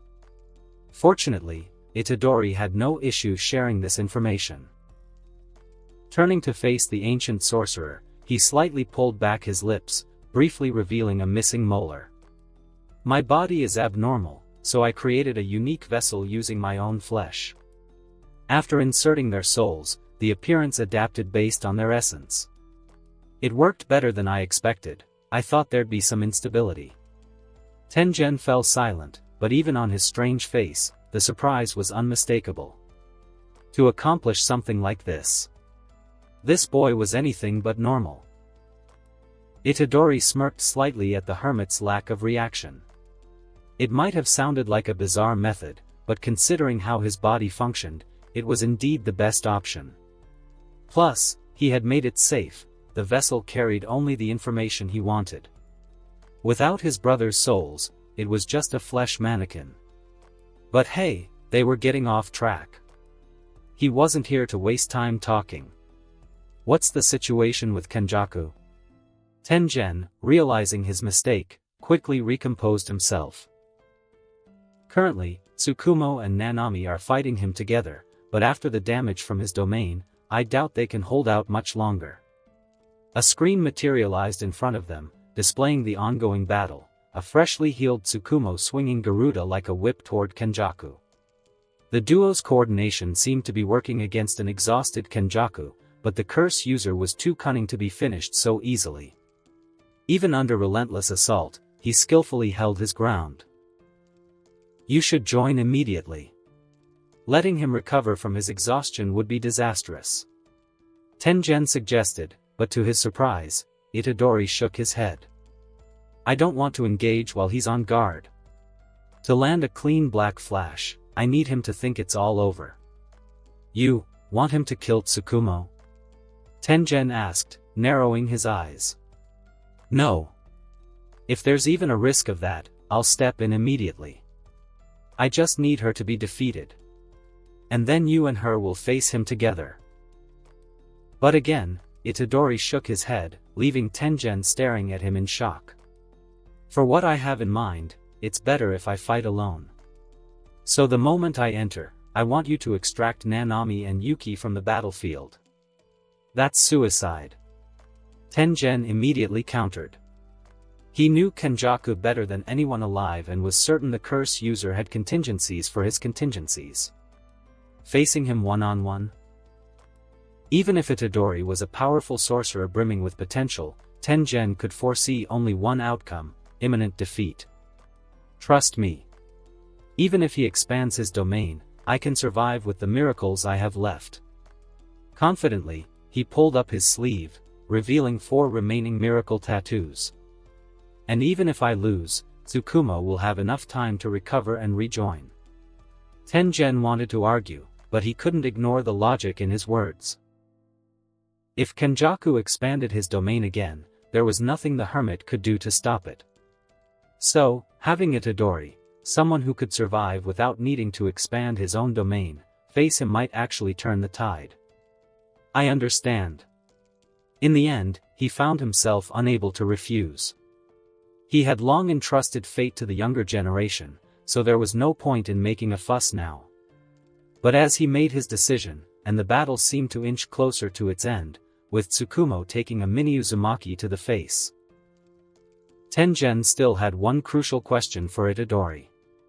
They hadn't had time to discuss it given recent events, but Tengen needed to know if he had made up his mind. Have you decided? In case of your defeat, I can bring you directly to the tree where my body resides. By devouring me, I'll attempt to pass on all crucial knowledge to you. Itadori fell silent for a moment. The matter with Tengen. He'd be lying if he said it hadn't crossed his mind. But he still hadn't reached a decision. If it came down to him being unable to stop Kenjaku, then he wouldn't hesitate to devour the hermit. But if everything went as planned, Itadori simply didn't know. He needed more time to think. Immortality was tempting, and he believed he could bypass the need to possess bodies for eternal life by manipulating souls. But the weight of becoming the new pillar of Jujutsu society left him uncertain. But well, he'd figure it out by then. At least, he hoped he would. Given how things were going, even that was uncertain. Once this is all over. Turning to the hermit as reality shattered before him, he spoke with unwavering confidence. I'll give you my answer. Itadori stepped through the portal that sounded like breaking glass, and Tengen, left behind, merely crossed his arms with an inscrutable expression. His gaze shifted back to the screen just in time to see a smug Kenjaku take a black flash so powerful it crushed his entire face. Ha! The hermit couldn't help but let out a small, smug laugh. Boom! Kenjaku's body slammed hard into a wall, debris raining over him as he struggled to process what had just happened. His face, disfigured by the attack, slowly began to reform as steam rose from his skin, broken pieces grotesquely stitching themselves back together. My cursed energy output is impaired. Kenjaku immediately noted, and with one eye restored, he shoved the rubble aside and stood. So many twists. I'm genuinely annoyed. Once his vision fully returned, he turned his attention to his assailant, his irritation flaring the moment he saw that familiar pink hair standing before him. The one person he hadn't expected to face, and the one who, in his eyes, was nothing but trouble. Even if Kenjaku told himself Itadori was just a sorcerer with tremendous but unrealized potential, there was no denying that facing him head-on, especially in his current exhausted state, was the worst possible scenario. The kid wasn't just dangerous up close, his range made him a nightmare to deal with. In this situation, as much as it irked him, retreat seemed like the best option. But with Tengen maintaining control over the barrier, he doubted he could escape. So in the end, all that remained was confronting his own son. Well, it wasn't like he hadn't planned to do so eventually. The opportunity had just come at an inconvenient time. What a pain. A sigh escaped his lips. These jujitsu sorcerers were always a nuisance, no matter the era. On that, Kenjaku had to agree with Sukuna. A one-on-one battle. Him, a sorcerer for less than a year, against a curse user with over 1,000 years of experience. From the outside, it seemed like an unfair situation. In this fight, Itadori was undoubtedly the underdog. If money were involved, he'd likely only have 20% of the betting odds. The more experienced fighter's victory seemed as clear as day. But Itadori didn't see it that way. It might sound arrogant, but Itadori felt he was exactly where he needed to be. He didn't care if he was the underdog. After all, he wouldn't put himself in such a disadvantageous position if he didn't have a path to victory in mind. Kenjaku was a formidable opponent, a curse user who undoubtedly sat comfortably near the top of the hierarchy as one of the strongest. Unlike Sukuna, he hadn't been sealed away for the past 1,000 years. He had studied, learned, and refined his skills. His mastery of jujitsu was leagues above anyone in this generation, limited only by the body he possessed. It wouldn't be an exaggeration to say that in this regard, Kenjaku even surpassed Tengen. That's why Itadori knew this wouldn't be an easy fight. But with the curse user worn out from his previous battle and freshly hit by a precise black flash, his chances had risen by at least 40%. It didn't seem like much, but all things considered, it wasn't such a low probability. Besides, Itadori hadn't been wasting his time in the colonies. His cursed energyless clone wasn't just a disposable tool. He had studied the jujitsu books in the warehouse, absorbing their knowledge like a sponge. Of course, theory was different from practice, but now, with all that new information in his mind after reabsorbing the clone, some of his doubts about jujitsu had been cleared. The only question left was whether he could put his newfound knowledge into action. This is definitely an unexpected presence. Itadori raised an eyebrow as Kenjaku suddenly spoke, noticing how the curse user shook his head and sighed wearily. I don't doubt that Hermit would send a young man straight to his death. But I don't think that's the case here. Yuji narrowed his eyes. It seemed Kenjaku was trying to buy time to recover from the black flash. Clever, but Itadori had already seen through it. Last I checked, you were in Sendai Colony. It'd be impossible to get here so quickly just by running, even for someone like Nobito Zenin. And on top of that, you were the one who created the rule allowing players to leave their colonies. Kenjaku scratched his chin, a smug smile on his lips as he pieced together the sorcerer's actions. You took countermeasures in case I attacked. His eyes gleamed for a moment. Pride? Interest? Itadori had no idea, and frankly, he didn't care. He felt no sympathy for Kenjaku. Not after what he'd done, and certainly not for what he still planned to do. That's some impressive reasoning. Not just following orders, but making your own moves behind the scenes. Itadori frowned, his fingers tensing as cursed energy subtly circulated through his body, slowly concentrating in his hand. Something about this guy's tone irritated him. His attempt to sound surprised and proud, like some doting father, felt wrong, disgusting. Itadori could clearly see the lies in his rehearsed expressions. Would you like to see one of the possible resolutions to this conflict? His friendly demeanor, the smile on his lips as if he genuinely wanted to explain. An ordinary person might miss the deception beneath the subtlety, but Itadori, who could see the soul, saw right through it. To anyone else, it might seem like Kenjaku truly wanted to explain his plans, but in Yuji's eyes, his hidden intentions were laid bare. He was buying time to stabilize his cursed energy output. Exclamation point.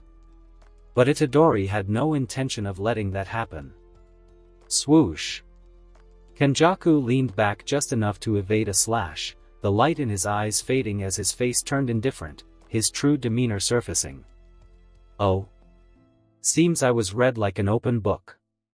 He sighed in disappointment. I should have expected this.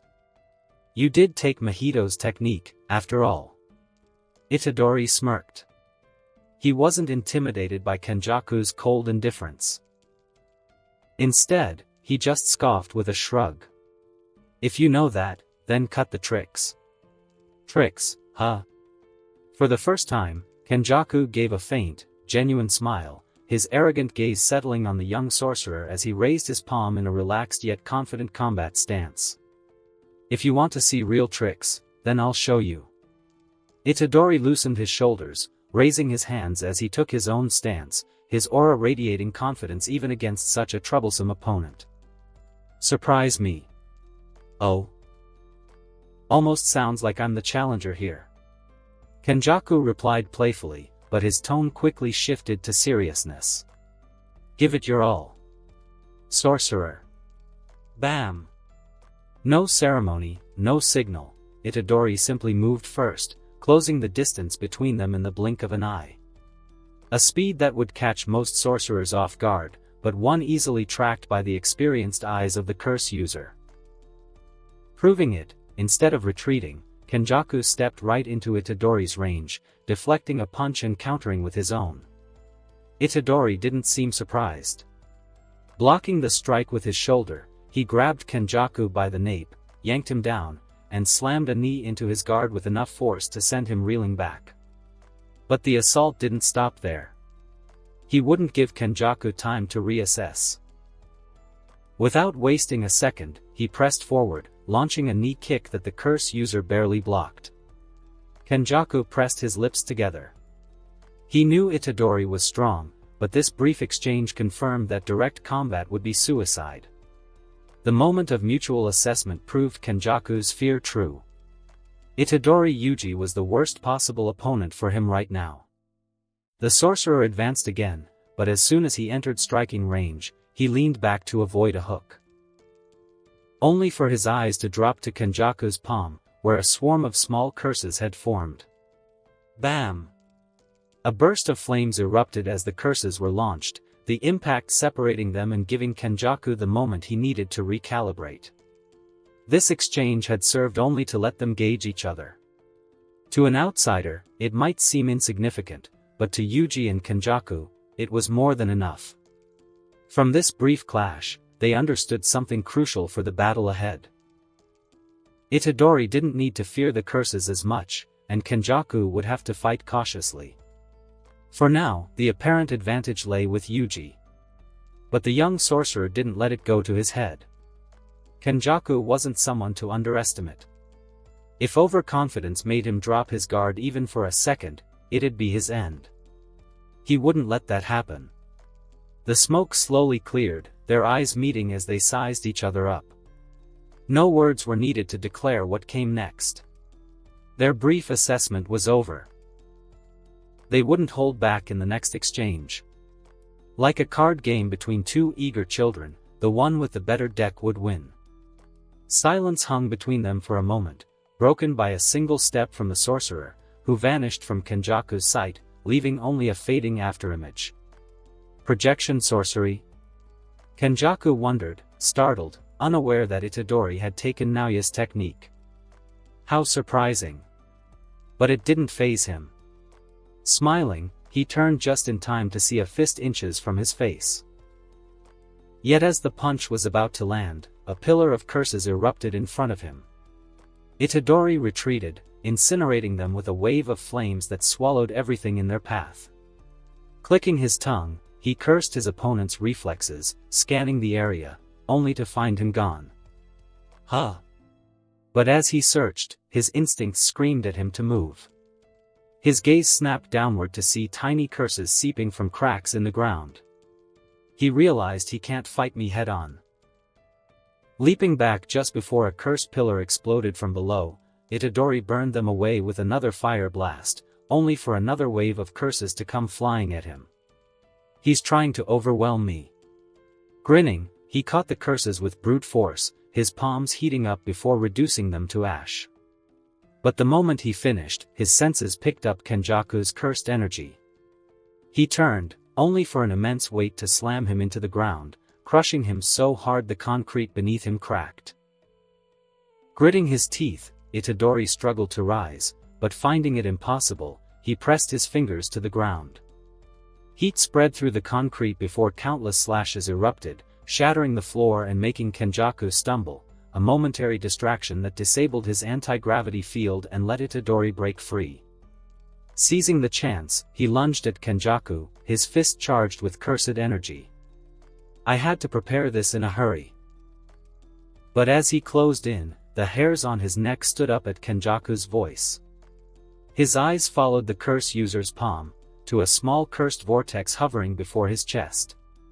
But it should suffice. With cold indifference, the vortex glowed. Uzumaki. Boom. Itadori had no time to dodge properly. Tilting his body just enough to avoid a direct hit, he still took the brunt of the blast, sent flying with half his face scorched and smoking. Bad move. Itadori grimaced, peering at Kenjaku with one working eye. The curse user stood with crossed arms, assessing his condition. 1 miracle wasted. 3 left. Unfazed by the missing chunks of his face, Itadori stood. Steam rose as the miracle's healing took effect, flesh knitting together in a painful process that made him clench his teeth. Alright. Time to cut this guy down. Reverse cursed energy? When did he master it? Kenjaku wondered with genuine surprise. His eyes scanned Itadori's condition, now fully healed from the injuries of their previous battles. The bandages on his arms had come loose, discarded to reveal skin unmarred by scars. It had truly been a shock when Itadori appeared before him. Kenjaku had been certain Leviathan would defeat him, but it seemed the young sorcerer was even more capable than the curse user had initially believed. His cursed energy output was higher than during their last encounter, and his control even more refined. Kenjaku had measured Yuji's growth against Satoru's, assuming that even if Itadori's evolution was absurd, it couldn't compare to Gojo's. But he was wrong.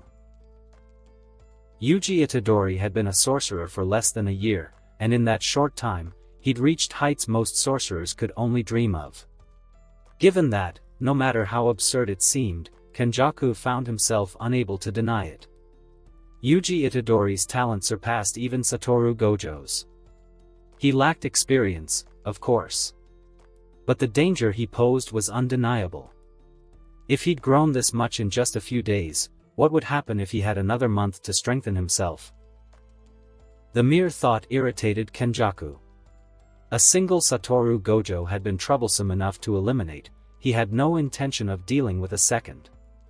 Narrowing his eyes, Kenjaku sighed and raised his hands in a defensive stance.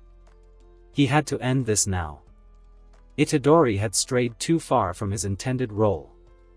Kenjaku wouldn't let his plans be derailed by an outlier. Losing a significant portion of Sukuna's power would be regrettable, but this was undoubtedly the best course of action. For his plans to proceed unimpeded, he would kill Yuji Itadori. Even if he was his own son. Memories. His gaze drifted. Itadori clenched his fist, having barely missed Kenjaku's head, his eyes burning with hostility as the curse user retreated. Oh. Kenjaku blinked, then smirked. I was just reminiscing. Itadori's face twisted in confusion, but sensing that trying to decipher his words would be a waste, he just shrugged. This guy's a freak. With that thought, Itadori took a deep breath, raising his hands in front of him, ready to block if Kenjaku closed the gap. The hostility between them, previously tempered by mutual recognition of each other's strength, now intensified, a sign that the battle was about to escalate. From this point onward, every wound inflicted would become a decisive factor, potentially reversing their roles. With deadly seriousness, the two prepared to fight to kill. A battle between father and son, each confident in their victory. In the chamber where Tengen kept the death-painting brothers, Yuki sighed as her body fully healed. Her eyes, which had been fixed on her injured forearms, now settled on Choso's sleeping face, a faint smile tugging at her lips. Relieved to still be alive so you can keep watching him? Her eyes narrowed in irritation at Tengen's voice. She turned to see the hermit standing at the room's entrance. I've noticed how you observe him. Yuki clicked her tongue. It's not like I'm hiding it. If I'm interested in someone, I make it obvious. Well, I'm not here for your love advice, Tengen. Just tell me, how's the kid doing? Tengen pressed his lips together at the interruption but showed no offense. Instead, he faced the wall, where a window opened to reveal Itadori and Kenjaku's battle. Yuki watched silently, surprised by how well Itadori handled the waves of curses and dominated close combat. The sudden Uzumaki startled her, but seeing the boy's face heal, she exhaled in relief. What are his chances? She bit her thumb, anxiety creeping in as the two fighters sized each other up. Now that he's fully recovered, I'd say 50%. That's assuming Kenjaku's still feeling the aftereffects of the Black Flash. What if I joined now? Tengen hesitated. I don't know what he's planning. He asked me to keep you out of the fight, so I can't answer that. I see. Yuki watched curiously, wondering what the kid had in mind. A hidden card, then. As much as it irked her to stand by, the best move was to wait and see Itadori's plan. If he was this confident, she'd have to trust him. Besides, if things went south, she could always jump in. For now, this was the best scenario they could hope for. With no escape route, Kenjaku would have to endure whatever Itadori had prepared. And even if he survived, she'd be there to stop him. Boom! A sea of lava erupted from the ground, surging toward Kenjaku, who swiftly summoned a curse as a shield. The heat threatened to scorch his clothes, but a thin layer of cursed energy protected him from severe burns. The lava covered the terrain around him, forcing him to summon another curse beneath his feet to avoid the molten ground. He's trying to limit my movement, Kenjaku noted, scanning the blistering battlefield. A flicker of acknowledgement crossed his face, but it vanished as his reflexes saved him from a fire blast with a leap. Swoosh! Twisting midair, he saw Itadori charging toward him. Kenjaku gritted his teeth as a slash split his chest open, just before the sorcerer crashed into him, a punch to his guard sending him crashing into the ground like a bullet. Swoosh! Swoosh! Itadori shook out his fist, frustrated he hadn't landed another black flash, and unleashed a barrage of slashes at the rubble where Kenjaku lay buried. Kenjaku was cunning and adaptable. Itadori wouldn't give him a second to think. With countless techniques at his disposal, he could overwhelm him. So after varying the intensity of his slashes, he finished with a wave of flames that swallowed the debris whole. He felt the drain on his reserves. It wasn't exhausting, but it made him cautious. If he wanted to expand his domain later, he couldn't fight like a one-man artillery. His cursed energy output was monstrous, but his reserves, even after consuming Sukuna's fingers, still fell short. Silence dominated the battlefield. Itadori kept his guard up, eyes locked on the rubble. An attack like that would have killed most sorcerers or curses, but he'd be a fool to put Kenjaku in that category. If anyone could survive, it was the curse user who'd once withstood a literal black hole in another timeline. So even without sensing Kenjaku's energy, Itadori stayed alert, his sharp gaze scanning the area. In terms of raw power, Kenjaku wasn't the first name that came to mind. He paled in comparison to legends like Gojo, Sukuna, or even Itadori himself. Without powerful curses at his disposal, all he had was his domain expansion and a collection of mediocre or weak curses. And that was what made Kenjaku so dangerous. His millennia of battle experience and cunning were threats on their own, but not knowing what curses he still had could lead to a fatal reversal, one Itadori needed to avoid at all costs. The giant serpent was likely under Kenjaku's control, along with the wind-manipulating curse and the Ganesha-like one. Itadori hoped the latter was dead. 3 powerful curses that, if used together, would be a nightmare. But all 3 were gone. Itadori had bisected one and stolen another's technique. So with them out of the picture, what card did Kenjaku still have left? A few possibilities crossed Itadori's mind. Kenjaku shouldn't know he could survive a guaranteed hit domain, so using it would have been the quickest solution. But since he hadn't, only 2 options remained: either Kenjaku still wasn't taking him seriously, unlikely, given the curse user's impatience to end this, or he was hiding one last curse for the perfect moment. And that thought made Itadori uneasy. He felt like he was walking a tightrope. One misstep, and he'd fall into the abyss. How irritating. With a frustrated sigh, Itadori crossed his arms, still waiting for Kenjaku's next move. Hey, I doubt you'd die from that. Show yourself already. How tedious. The rubble shifted as Kenjaku's voice reached him. A hand emerged, pushing debris aside. His clothes were torn and bloodied, but no major injuries were visible. Brushing dust off his shoulders, he cracked his neck with eerie calm. Arrogance radiated from him, his smug eyes implying the previous assault had been nothing more than a nuisance. But Itadori knew better. After an intense fight, a black flash, and multiple uses of reverse cursed energy, there was no way he was unharmed. Besides, exhaustion bled through his soul. Itadori's gaze pierced him, seeing wounds his body hid but his soul couldn't conceal. That look made Kenjaku's eye twitch in irritation, and Itadori smirked. To think you'd come this far in such a short time. I'm impressed, boy. His words, though laced with venom, carried a hint of sincerity. Itadori raised an eyebrow, tapping his bicep as if considering how to respond. What? Trying to score father points now? Or should I say, mother? Kenjaku's eyes widened, clearly caught off guard. Meanwhile, Yuji let out a dry laugh. Even someone like Kenjaku could feel awkward when confronted with his past. Ha! But contrary to Itadori's expectations, Kenjaku just shook his head with an amused smile, utterly unbothered. I didn't think you'd remember such distant memories. It's a shame things turned out this way. Itadori scoffed. You're the one doing all this for, what? Curiosity? And you call it a shame? After millennia, can you even feel anything anymore? His gaze was neutral, waiting for Kenjaku's reaction. The silence stretched before Kenjaku finally sighed.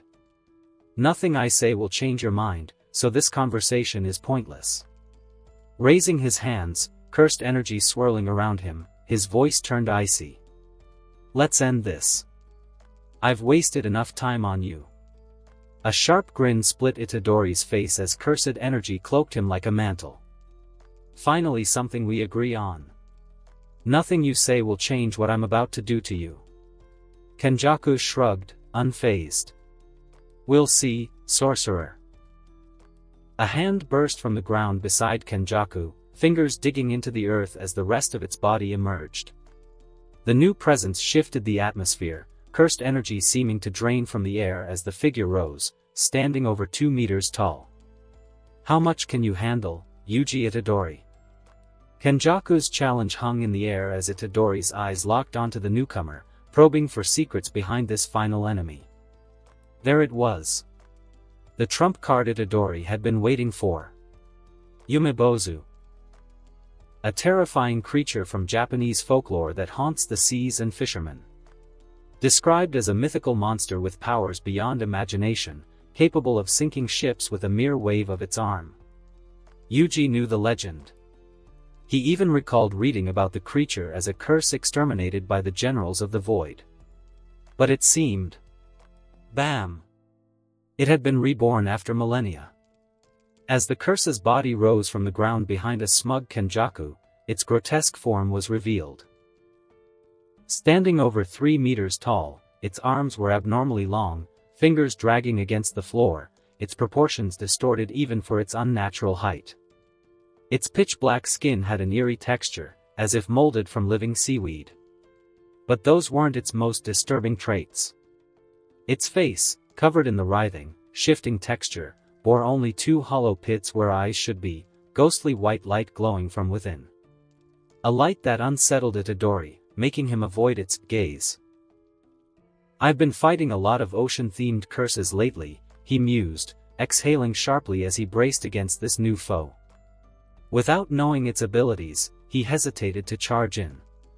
Normally, he wouldn't fear an unknown enemy, but this was Kenjaku's trump card. The last thing he could afford was recklessness. He had to be cautious, and strike decisively when the moment came. Itadori knew this was a one-time chance. If Kenjaku escaped this battle, he'd vanish like a rat. And by the time he resurfaced, Itadori might not even be alive to stop him. His descendants might be strong, but he refused to burden them with this fight. He'd end it himself. No matter the cost. Itadori stepped back as the curse's glowing eyes locked onto him. Kenjaku crossed his arms, content to spectate. "You wanna see who's holding the better cards?" Yuji grinned, fists tightening as he shifted into an offensive stance. "Fine by me. Show me what you've got." Kenjaku smirked. That was the spirit of a jujitsu sorcerer. "As you wish, sorcerer." With a flick of his wrist, he unleashed the curse, which exploded toward Itadori like a bullet. Fast. Itadori barely dodged the slash of its clawed hand, reappearing behind it in a blur. But not fast enough. His fist blazed with cursed energy as he drove it toward the curse's back. Yet the moment his punch should have connected, the curse melted into the ground, his fist striking empty air. The floor rippled like water before solidifying again. Like the catfish curse. He glared at Kenjaku, who watched with detached interest. But there's no illusion, so it can't manifest an incomplete domain to trap others. His muscles tensed. If that's the case, I can fight both without fear of being trapped. Just as he prepared to lunge, his eyes widened as enormous fingers coiled around his leg, the ground softening beneath him. Shit! He raised a hand to slash, but a brutal yank dragged him under in an instant. The sound of water echoed, followed by deafening silence. Kenjaku observed the now solid ground, nodding approvingly. That was quick. I expected more resistance. He shrugged mockingly, tongue lolling. Oh well. Meanwhile, with Itadori. The moment he was pulled under, his mouth clamped shut as an inky, watery darkness swallowed him whole. His eyes strained to adjust, but only endless blackness surrounded him. He forced himself not to inhale, unsure what this water even was. His arms moved instinctively, treading the abyss. So far, it felt no different than drowning in a lake.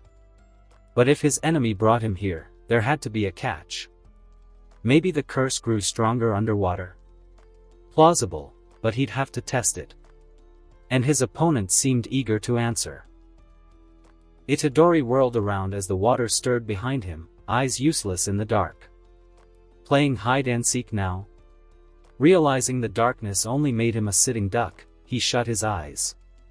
His chest burned as his body temperature skyrocketed, boiling the liquid around him. But that wasn't his goal. After a few seconds of intense heat, his body glowed, illuminating the void. And when his vision cleared, he found those same glowing eyes staring back, but now on a monstrous scale. The curse loomed over 40 meters tall, its colossal hand swatting Itadori like a bug, sending him crashing deeper into the abyss. It dragged me here just to grow giant. Itadori spat blood, steadying himself. Huh. Then he noticed something odd. I'm not out of breath. And my eyes aren't straining from the pressure. He blinked. Unless.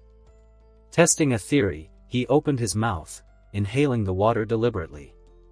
No choking. No discomfort. Nothing. Hell yeah. He grinned, realization dawning. The serpent curse. I forgot, I stole its powers when Amarok devoured it. His earlier worry, oxygen, was irrelevant now. He could fight indefinitely. Bad luck, Kenjaku. His smile widened as he locked onto the curse's massive white eyes in the distance. Turns out, I'm the one holding the best cards. The curse swung again, its palm slamming toward him with even greater force. Boom! Itadori's fist met it head-on, the impact cratering the curse's hand and sending Itadori skidding back. The curse didn't flinch, but its glowing eyes flickered in surprise as its flesh charred. How's that taste, seaweed head? Itadori's voice was garbled underwater, but the curse heard him, just before his other fist exploded toward its face. Swoosh! Itadori weaved past another swipe, then propelled himself like a torpedo toward the curse's head. But Yumebozu wasn't surprised. Its eyes blazed, light concentrating into twin spotlights that pinned Itadori in place. Instantly, his mind flooded with screams. Drowned corpses materialized around him, their hollow eyes accusing. A migraine split his skull, visions of despair threatening to shatter his sanity. Mental assault? Paralysis? He gritted his teeth. The environment's amplifying its techniques. This wasn't just about size. The curse's incomplete domain enhanced everything. And the pain kept growing. But Itadori wouldn't break. The curse raised its hand for the killing blow. Only to pause as the water around Itadori trembled. After all, he devoured the Leviathan. Bam! A shockwave caved in the curse's chest, its light flickering as Itadori broke free. The colossal curse was sent reeling, arms flailing to stop its momentum. Blood trickled from Itadori's nose, but his grin was feral. The mental attack had drained him, but now, I finally get how the serpent's powers work. He raised his hand, and the water obeyed, swirling around his fingers like a loyal hound. This thing's already in my palm. With the Leviathan's authority over the depths, Itadori was no longer the challenger in this hostile realm. He was the ruler. And this cursed fool would learn that the hard way. It was time to show this overgrown seaweed exactly who he was. The demon god feared no one. With soft steps and a calm expression, Kenjaku walked through the tomb with indifference. His wounds, previously on display, healed quickly, and his cursed energy output was restored to an acceptable level. A tough battle, he had to admit. His son had been a formidable opponent, and it was truly a shame that it had to end this way. He just hoped the boy's body remained intact enough so he could perform a swap in the future. It might sound arrogant, but Kenjaku was confident that the Yumebozu was enough to defeat his son. Especially considering he had been pulled into the curse's incomplete domain. Even Kenjaku would have had trouble in that environment. That's why he didn't even worry and simply made his way to where Tengen's physical body should reside. A great opening act, Kenjaku had to admit. It had been a long time since he'd been pushed into a corner like that. But in the end, as expected, the only one left standing was him. Hey!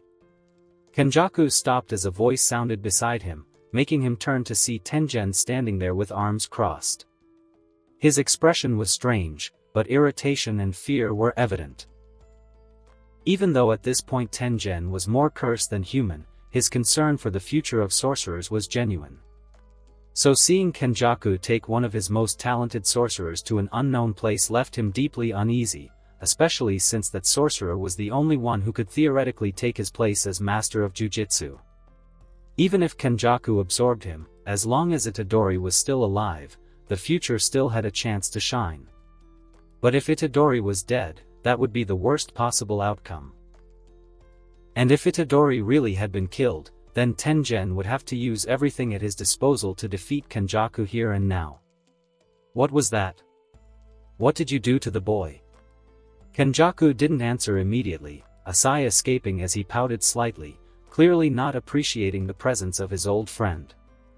What did I do? Isn't it obvious? I won. The hermit's 4 eyes narrowed. He wouldn't fall that easily. You can choose to believe whatever you want. Kenjaku simply waved his hand, signaling for Tengen to leave him alone. I really don't care. But you didn't come here just to ask me that, did you? Of course not, you know me after all. Tengen spat with a hint of venom, something truly unusual for his normally calm and indifferent persona. I'm just a distraction. Crack. When the barrier shattered just behind Kenjaku, a fist burst through, flying toward the curse user's head like a bullet. But to both the attackers and Tengen's surprise, Kenjaku tilted his head slightly, dodged the punch, grabbed his assailant's wrist, and slammed them to the ground with a powerful shoulder throw, followed by a wave of curses pushing them away.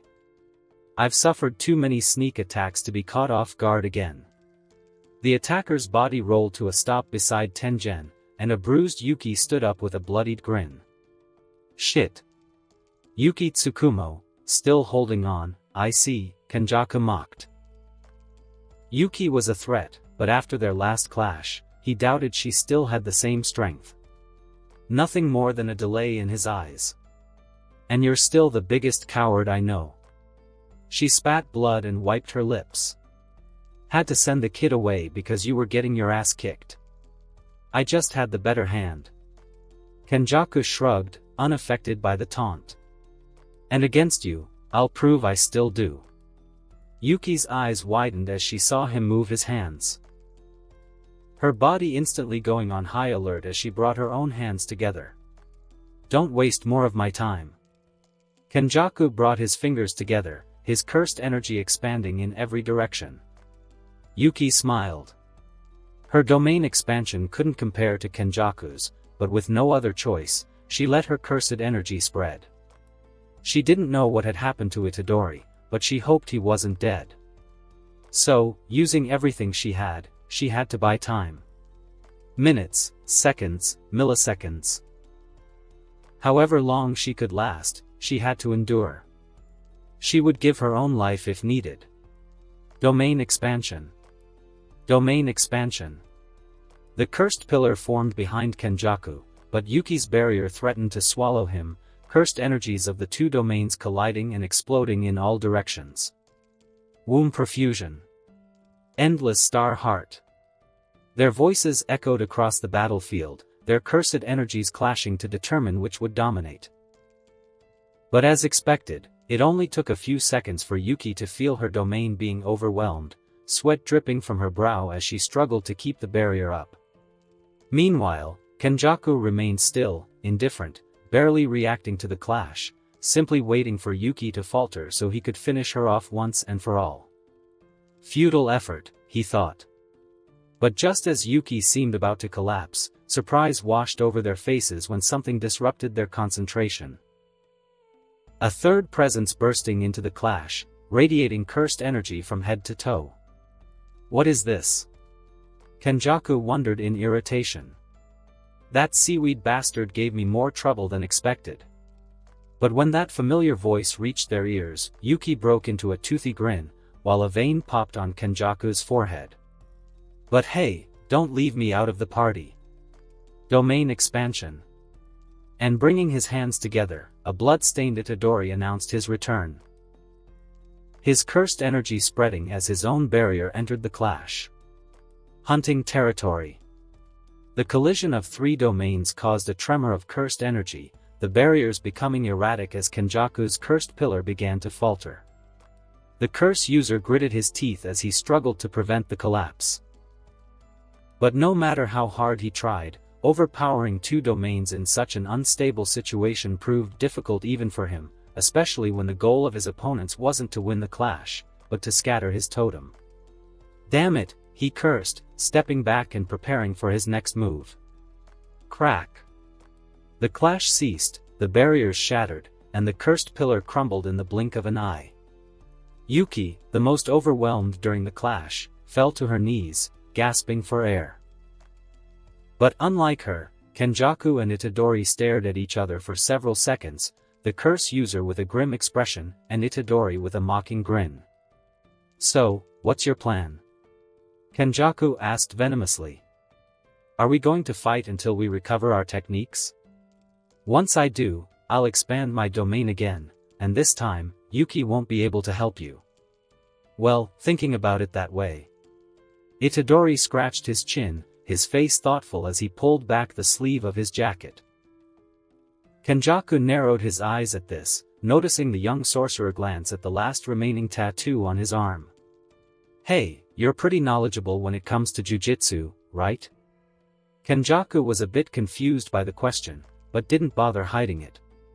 After all, the longer they talked, the more he could recover. You could say that. That's good. Then you know cursed techniques are imprinted in the brain, more precisely, in the prefrontal cortex, right? Kenjaku felt a twinge of suspicion but still nodded. So, if I destroyed it and healed it, my technique would be as good as new, right? Huh? Kenjaku blinked, confused by the question. But Itadori, upon seeing his reaction, just grinned from ear to ear, cursed energy concentrating in his brain for a moment before blood gushed from his nose, his entire body enveloped in cursed energy as the last tattoo on his forearm disappeared. What? Kenjaku stepped back, intimidated as his son's glowing eyes turned on him with hostility. You did that? See for yourself. Itadori declared, bringing his hands together as cursed energy erupted in all directions. Domain expansion. Hunting territory. A bold, risky, and perhaps even foolish move. Based on information from one of the books read by his clone, Itadori acted on nothing more than a guess. How could he have known that by destroying the part of his brain housing his technique, his one miracle would save him? A rather simple question to answer, he didn't know. In theory, it shouldn't have worked, but somehow the technique sensed his intent and triggered the miracle, predicting his risky move a second before he executed it. In other words, he was just 1 second away from becoming brain damaged, or worse, dying from cerebral hemorrhage. Fortunately, luck, and perhaps fate, were on his side. He wanted to complain about his current state, even alive and at an advantage, the terrible headache was no help. Although the reverse curse technique focused on healing the prefrontal cortex, the pain persisted. It wasn't as if he hadn't suffered bad injuries before, but this felt different, it was literally inside his head. That's truly astonishing. Itadori gritted his teeth as the voice of his opponent, the one whose name alone made him furious, reached his ears. His vision, slightly blurred, focused on the curse user, who watched the surroundings with interest. So this is what your domain looks like? Kenjaku said curiously, eyes wandering as he felt the freezing snowstorms chill on his skin. I can feel it. My cursed energy output seems to have decreased considerably. A mandatory condition of the domain? Interesting. Itadori regulated his breathing, shaking his head as sweat dripped down his brow. The intense pain was easing gradually, but still enough to make focusing difficult. But then, Kenjaku asked, turning toward his son, arms raised in inquiry. What do you intend to do now? That reckless move you made seems to have cost you dearly. And, of course, the curse user recognized the boy's effort to endure the pain. Also, your miracles seem to focus entirely on restoring your cortex, so you still carry the wounds from the previous fight. Itadori brought his hand to his forehead, his fingers touching the dampness, and noticing blood on the tip. Huh, it's true, isn't it? The young sorcerer smiled, a sigh escaping his lips as he turned toward Kenjaku with a tired look. No matter how irritated he was, he couldn't deny his situation. Kenjaku was in his domain, but that didn't make the fight easy. His advantage, though real, was slim given his accumulated injuries. So what? Spitting the words out, Itadori put all that aside. His injuries, the damn headache, the fact that Kenjaku would never be an easy foe. Who cares? What bloody difference does it make? Kenjaku raised an eyebrow, wondering for a moment if his son had lost his mind, especially when he noticed a toothy grin spread across the boy's face. The only thing that matters here. Cursed energy flickered around the sorcerer's body, spreading like fierce flames that cloaked him. Is whether I can kill you or not. The cursed user tensed, his fist clenching as he adopted a defensive stance. Say what you want, but in the next few seconds, the only one completely at a disadvantage here. Bam! Bam! Bam! The ground shook rapidly, Kenjaku's eyes widening as he turned to see the glowing eyes of a massive beast charging at him. It's you! Kenjaku leaped to avoid being swallowed by fangs that would have shattered his body. His eyes tracked the huge white wolf that passed by and stopped abruptly in the snow, claws dug deep. Shit!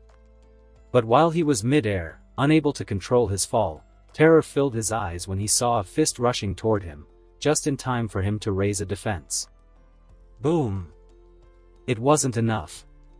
His body flew like a cannonball, his back slamming into the ground with such force it tore up the earth. Kenjaku spat blood, eyes dropping to see both forearms snapped in two, his reversed cursed energy already working to mend them. Sweesh! Unfortunately for him, Itadori showed no signs of letting him rest. A slash severed his left arm, grazing his torso as the attack caught with intense heat. Kenjaku gritted his teeth, backing away as best he could, impulses aiding his recovery. Trying to run?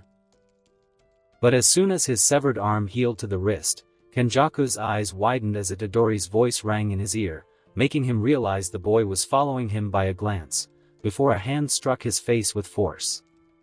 And halting completely as if time froze, Kenjaku watched in horror as Itadori stood before him with a broad grin. Unbelievable. How much? Itadori's fist glowed with cursed energy, his body coiling as he prepared his strike. An attack that would normally come easily, but now, with his headache, required extra concentration. Has this kid mastered cursed techniques already? Black flash. Boom. The frame shattered under the brutal impact, the young sorcerer's fist driving into Kenjaku's stomach, sending him rolling away like a bowling ball until he crashed into several trees. Ugh.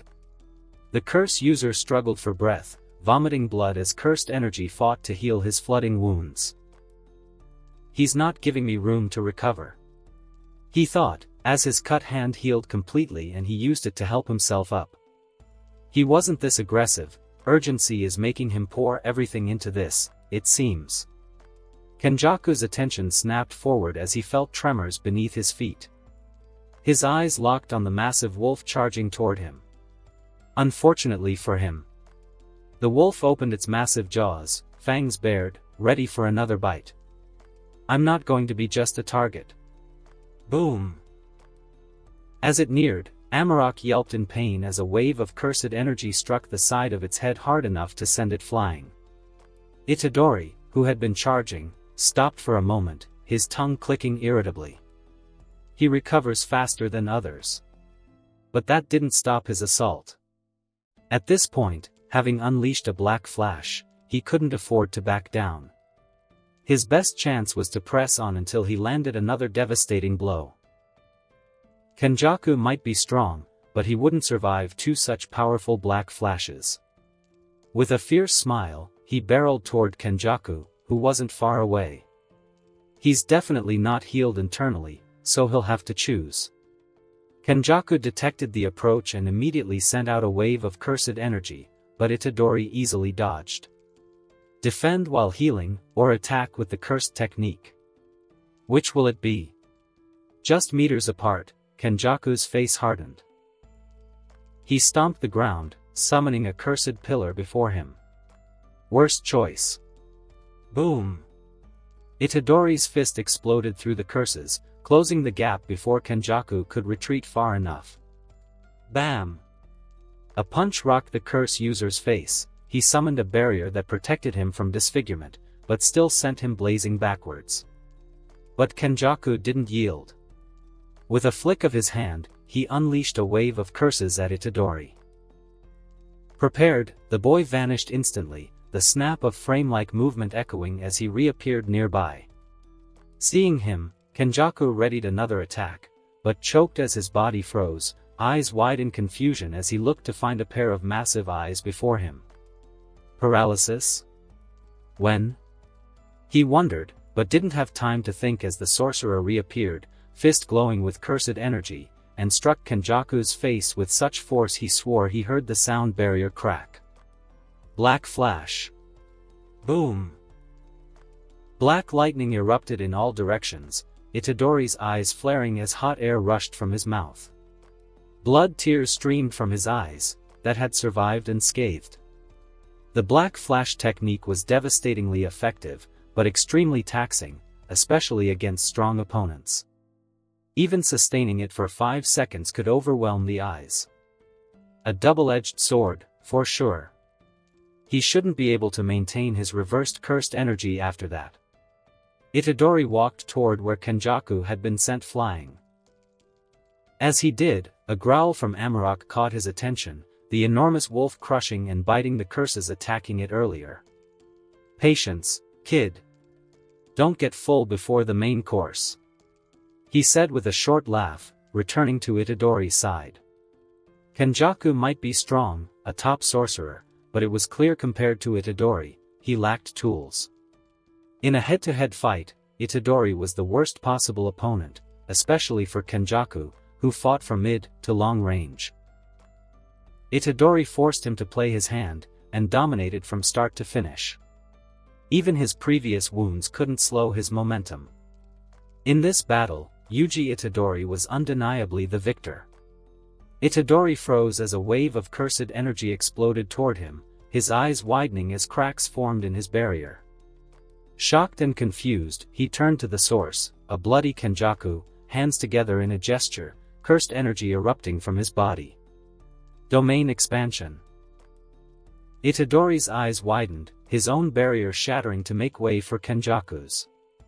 Even injured, Kenjaku's domain was leagues above Itadori's. His barrier couldn't withstand the encroaching technique and shattered instantly. A total reversal, a trump card Itadori didn't expect, especially after Kenjaku had expanded twice already.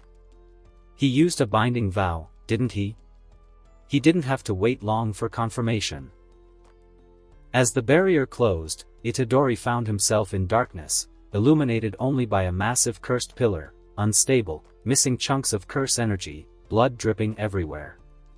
In desperation, Kenjaku used a binding vow to expand his domain one more time, sacrificing the ability to have an open barrier to turn the tide. A shrewd but desperate move. Kenjaku would admit that. But after so many years of planning, he absolutely couldn't be defeated by a sorcerer with less than a year's experience. He hadn't come this far just for that to happen. He refused, with all his strength. With this kind of limitation, if it became a problem, he could always switch bodies and leave the old binding vows behind. No matter the means, as long as he got results in the end. The domain's cursed energy pressed down heavily. Itadori felt it on his shoulders. He didn't need first-hand proof to know that a single guaranteed hit would put him in serious trouble.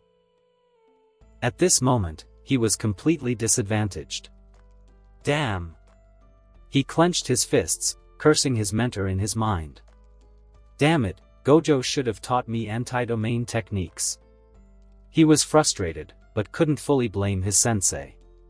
He had focused so much on his own domain technique he forgot to study independently. Although simple counter-domain techniques weren't easy to learn, as To-Do had shown him, and such anti-domain methods weren't well known enough to appear in books. So, what did all this mean? Basically, he was cooked. Kenjaku sighed, taking a moment to fully heal his injuries, knowing that inside his domain, Itadori could do nothing else. Had he known how to counter guaranteed strikes, he would have done it already. So Kenjaku wasn't rushing to finish this. Besides, Yuki was still outside, better to recover fully first.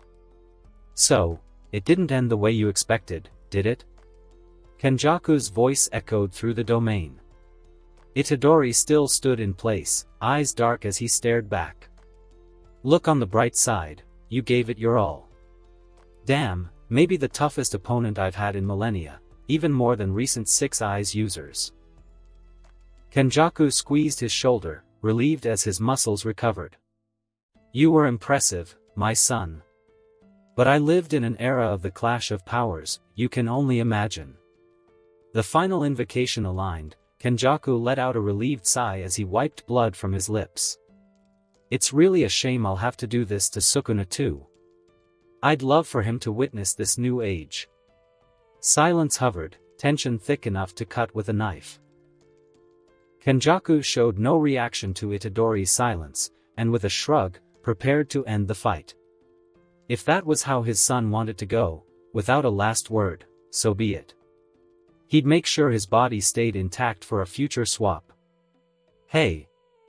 Kenjaku paused when the boy suddenly spoke, his curiosity piqued. I'm in SHIT anyway. Cursed energy engulfed Itadori's body, heat rising until Kenjaku raised his hand to shield his eyes. So at least, I'll take you with me, asshole. Kenjaku's eyes widened at those words, tension etched across his face as he raised his hand, about to blast a wave of curses at the young sorcerer. But as curses erupted from the pillar, an intense glow flickered as Itadori joined his hands and countered them, incinerating the wave instantly.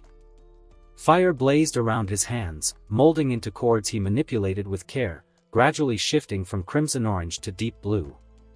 Fuga. When a bluish-white sphere formed between his hands, the heat became so intense it began to burn his skin. Kenjaku, struggling to keep his eyes open, gritted his teeth as even with a cursed energy shield, his flesh began to cook, his reverse cursed energy unable to resist. With a temperature hotter than the sun, even Itadori's extreme heat resistance couldn't withstand it, his fingers charred, and the rest of his skin slowly burned. Still, amid the agony and danger of disintegration, he wore a feral grin as he faced Kenjaku, who, for the first time, revealed genuine fear. Survive this, bastard. Kenjaku attempted to open his barrier to escape, but when Itadori pushed the sphere forward, it was already too late, the two were trapped. Boom! Death was a terrifying concept. Many had lost sleep over the idea that one day, they might simply close their eyes forever. Love for one's own life was often the cause of such fear, but in other cases, the fear of disappearing from this world, leaving important people behind, was what fueled it. The fear of dying without saying goodbye, of failing someone they had promised to protect or to be with forever. Some might say that fear was even worse than death itself. Many would tremble, fall to their knees, and beg if it meant avoiding such a fate. But some simply didn't fear it at all. Whether because they had nothing tying them to the world of the living or because they were at peace with themselves. And Yuji? Yuji was one of those people. Someone who wasn't as at peace with himself as he wished to be but who was still satisfied with his choices. Death didn't scare him, neither before nor after finding himself in a new life. He had loved when he could, laughed countless times, been moved, cried, fought. What more could he ask for? Yes, he had regrets, in both lives. But not enough to make him feel anguish. He had protected those who needed protecting, fought for what he believed in, and given his life for it. He had played his part. He was at peace enough with himself. Still lying to yourself? Question mark. Itadori's eyes opened, confusion overtaking his face as his vision was met with the flickering flames of a campfire burning in front of him. What? He looked around, growing even more confused when he saw what appeared to be a small campsite, with tents spread out around the central fire. Where am I? I don't think that's a very important question right now. Itadori narrowed his eyes as the same voice that had woken him spoke from his side, his gaze locking onto the source. Needless to say, he was stunned by what he saw. What? Shocked? Sitting on a fallen log near the fire, a man, judging by his masculine voice, looked at Yuji with a small smile. His hair, so golden it gave off a faint glow in the night, floated as if submerged in water. His eyes, as blue as the sky and almost hypnotic, stared at the young sorcerer with amusement. Even with simple camping clothes, a divine aura radiated around him. Itadori didn't need a second glance to know that this man was anything but ordinary. Yeah, I get that reaction a lot. The man chuckled, holding a steaming mug of hot chocolate in his hand. Itadori's eyes narrowed. His initial awe was instantly replaced with suspicion. He grew cautious. Not knowing where he was, who this man was, or what was happening, he realized he was in a tricky situation, especially given that the unknown figure didn't seem weak. If things escalated into a fight, with no intel, Itadori could very well be at a huge disadvantage. Don't worry. Nothing bad will happen to you here. Itadori's eyes widened. What? How? Kid, I know you're confused and anxious, but think a little. You don't want to waste time asking questions you already know the answer to. Yuji's lips tightened. His eyes, once filled with shock and caution, were now taken over by curiosity as he stared at the strange man. What was that supposed to mean? Did they know each other? Itadori didn't remember meeting this man, which was telling. He'd never forget someone with such a distinct appearance. But, even so, there was something. Like a nagging feeling in the back of his mind telling him that he did know the answer. That he just had to insist, just think a bit deeper. Oh, you're getting close. He ignored the words, letting his mind wander. For some reason, it felt easier to organize his thoughts in this place, but he didn't question it. He figured it wasn't a priority right now. The man watched it all like he was watching a movie, occasionally sipping his hot chocolate. Thankfully, it didn't take long for Itadori to finally reach an answer. His eyes opened wide, focusing on the man, now comfortably seated in a folding chair. After thinking it through, I can't find any other explanation but that. The man raised an eyebrow, then smiled softly as he saw the look of recognition in the young sorcerer's eyes. You were the one who brought me here, to this world. The man, no, the god, nodded with satisfaction, snapping his fingers and pointing at Itadori. Correct, kid. Be proud, you're one of the fastest to come to that conclusion. Itadori blinked. He felt like he should be more shocked to be face to face with the one who brought him to the world of sorcerers, but after everything, he didn't react much. He had already believed a powerful being was behind it, this only confirmed it. In fact, the god's last comment surprised him more and sparked a lot of curiosity. One of? The god nodded with a grin. Let's have a little chat, kid. Yuki had never seen anything like it. It wasn't that she hadn't witnessed absurdly powerful techniques before, but at this level? Such an explosion with that much destructive power, she had never seen anything remotely close. Yuki, stepping out of a portal that shattered behind her, looked around the scene in shock. What once was part of the star tomb was now nothing more than a massive crater, still radiating so much heat that she didn't feel safe approaching it. If Tengen hadn't acted quickly enough, she likely would have been turned to dust. And if Tengen hadn't kept the empty barrier up, the entire city might have become part of the crater. What was that? A final, desperate attack. Answering her question, Yuki turned to see Tengen appearing at her side. Itadori's domain was overpowered by Kenjaku's. Sensing his defeat, he used an utterly absurd but suicidal attack. Tengen crossed her arms, lips tightening as she observed the destruction wrought by such immense power. Yuki bit her lip. She wanted to get closer, but the heat was still far too intense. Even with a cursed energy mantle protecting her, it wasn't enough to fully withstand the heat. Is there any chance he survived that? Tengen didn't answer right away, her eyes fixed on a certain point within the crater before turning back to the woman. Kenjaku? No. His body was completely disintegrated. As for Itadori. Once again, her gaze returned to the same spot in the crater, where the practically charred body of the young sorcerer lay, smoke still rising from his scorched skin. That will depend entirely on him. So, I'm not the only one. The only one transmigrated into the world of sorcerers? Yes, you are. Itadori widened his eyes, but wasn't surprised. If someone else had been transmigrated, they probably would have made their presence known. That is, unless they were a terrible person, which, fortunately, wasn't the case. He already had enough problems with Kenjaku and Sukuna. Another idiot acting as a villain, and with meta-knowledge on top of that, he didn't even want to imagine it. But you weren't the only soul I transmigrated to other worlds. In fact, there are many of them, each fighting their own battles, or ending them. Itadori narrowed his eyes. He hadn't thought much of this god before, but now he was cautious. Countless souls. What was the meaning of that? What was the point of all this? Ripping people from their lives just to throw them into other worlds, left to fend for themselves? What kind of sick game was this? Was being a god so boring that they resorted to this kind of entertainment? You're not wrong.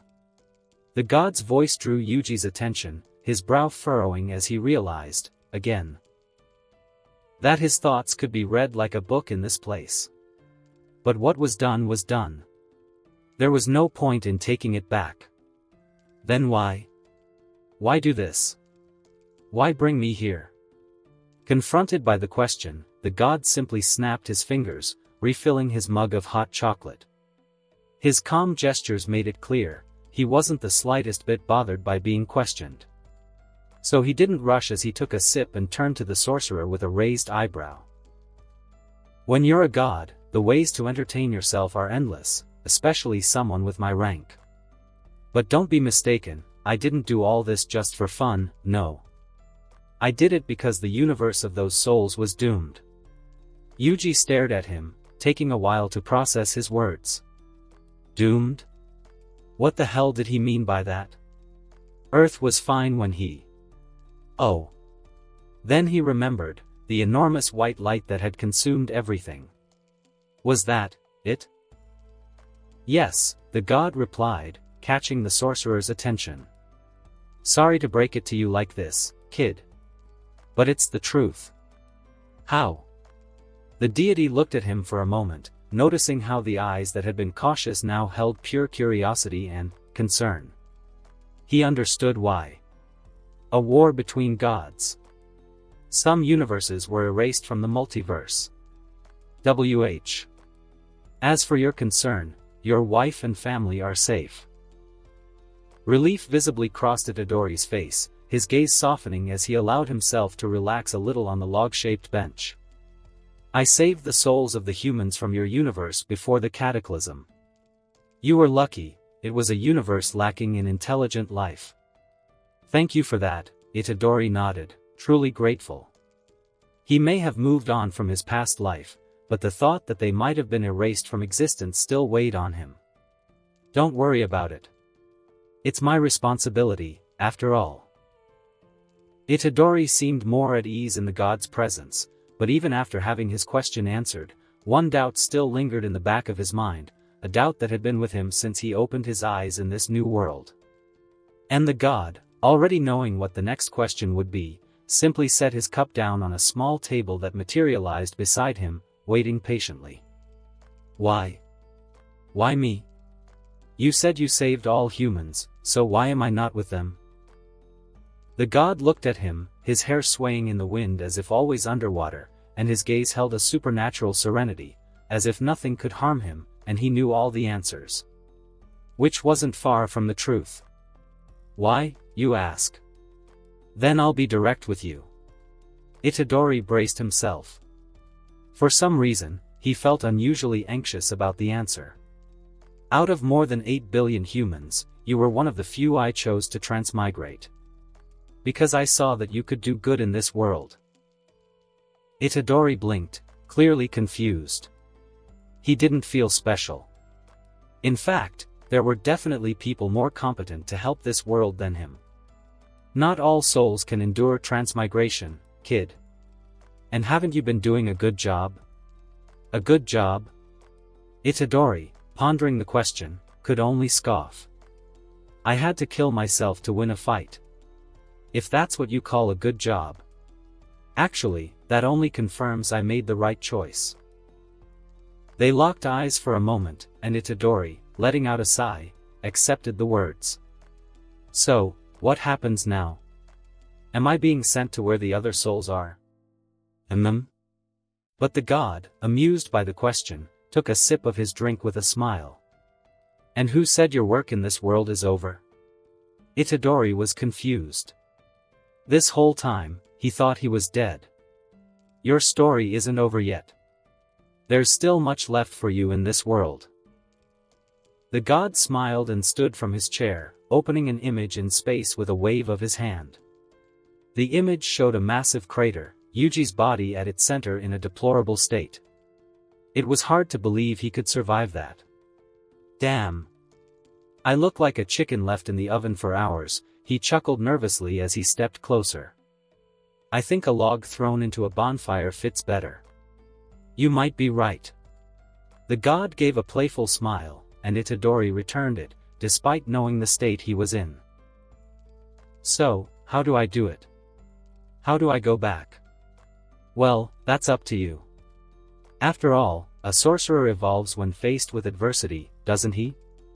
Itadori remained silent, his eyes fixed on the image of himself for a moment before closing in a serene expression. Despite the question, he knew exactly what to do. A sorcerer doesn't die until their heart stops beating, and sometimes, not even that is enough. As long as he was alive, he could continue evolving. That's what set them apart from curses. A curse didn't need to grow, only to accumulate power over time. It didn't evolve, it simply got stronger. But Itadori, he just needed to find a better version of himself. The god, seeing this, nodded in satisfaction. It hadn't really been his plan to bring Itadori to this plane of existence, things just ended up unfolding that way. But he was glad he did. It helped break the last chains holding him back. Hey, kid. He spoke, but Itadori, too focused, didn't hear the next words. I didn't bring you just because your soul could endure. You share something with the other transmigrators, something, in a way, special. The space around Itadori shifted, cursed energy enveloping his body like a cloak. Tell me if you found the answer next time we meet. Itadori's eyes opened, and to his annoyance, instead of the blue sky he expected, he found himself staring at a massive sea of blood, a pile of bones in the distance. It's been a while, kid.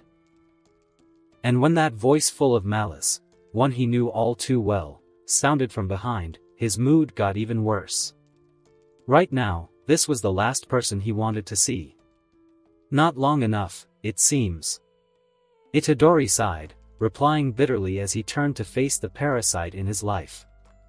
With that body and face that only deepened his disgust, Sukuna stood there in all his unwanted glory. Itadori never liked Sukuna, seeing him as a burden, a constant reminder that he wasn't completely free. But after reading about him in the cursed warehouse records, that feeling evolved into rage and revulsion. The title King of Curses fit perfectly. Sukuna had nothing human left in him, except for the fact he was born of a human mother. And even that, Itadori doubted, though that doubt came mostly from his hatred for Sukuna. What? Trying to make a deal again? Didn't learn last time? Sukuna, who had listened silently, suddenly broke into a wide smile. A kind of smile that carried an intent that could send shivers down anyone's spine. And Itadori, despite not fearing the king of curses, felt something was terribly wrong with that smile. Don't flatter yourself, kid. I only brought you here to make something clear. Itadori's eyes widened as Sukuna closed the distance between them, grabbing his chin and slamming him forcefully to the ground. I want you to know, when I get out of here, I'm coming after all your little friends. Itadori tried to fight back, but was shocked when he was firmly pinned down. And I'll start with those two, maybe have some fun before slicing them into pieces. Itadori's eyes widened further, a vein bulging on his forehead as he grabbed Sukuna's neck with a murderous gleam in his eyes. He couldn't speak, but his expression said it all, if Sukuna touched even a strand of hair on Maki or Mai. And Sukuna, amused by the hatred, only laughed to the sky. Ha ha ha. That only enraged the sorcerer more, and in his fury, he began preparing the strongest fire-based attack he could muster. Ha! But then, stopping his laughter abruptly, Sukuna's smile faded, his expression replaced by a serene calm that made Itadori watch him with dread. Because in his eyes, that malicious glint still burned. But now, there was something else. I'll see you soon, kid. The certainty that he would carry out his threat. Itadori tried to launch his attack. But his eyes widened when everything around him shifted, and Sukuna vanished as if he had never been there. All that remained around him was darkness. And now, where burning rage had once filled his eyes, there was nothing left. Leaving, for the first time, fear. And that concludes this episode. If you enjoyed it, I'd seriously love it if you guys could leave a like on the video, as it genuinely helps out so much, and it keeps me going, plus it takes only 1 second. That said, have a wonderful day. See you in the next one.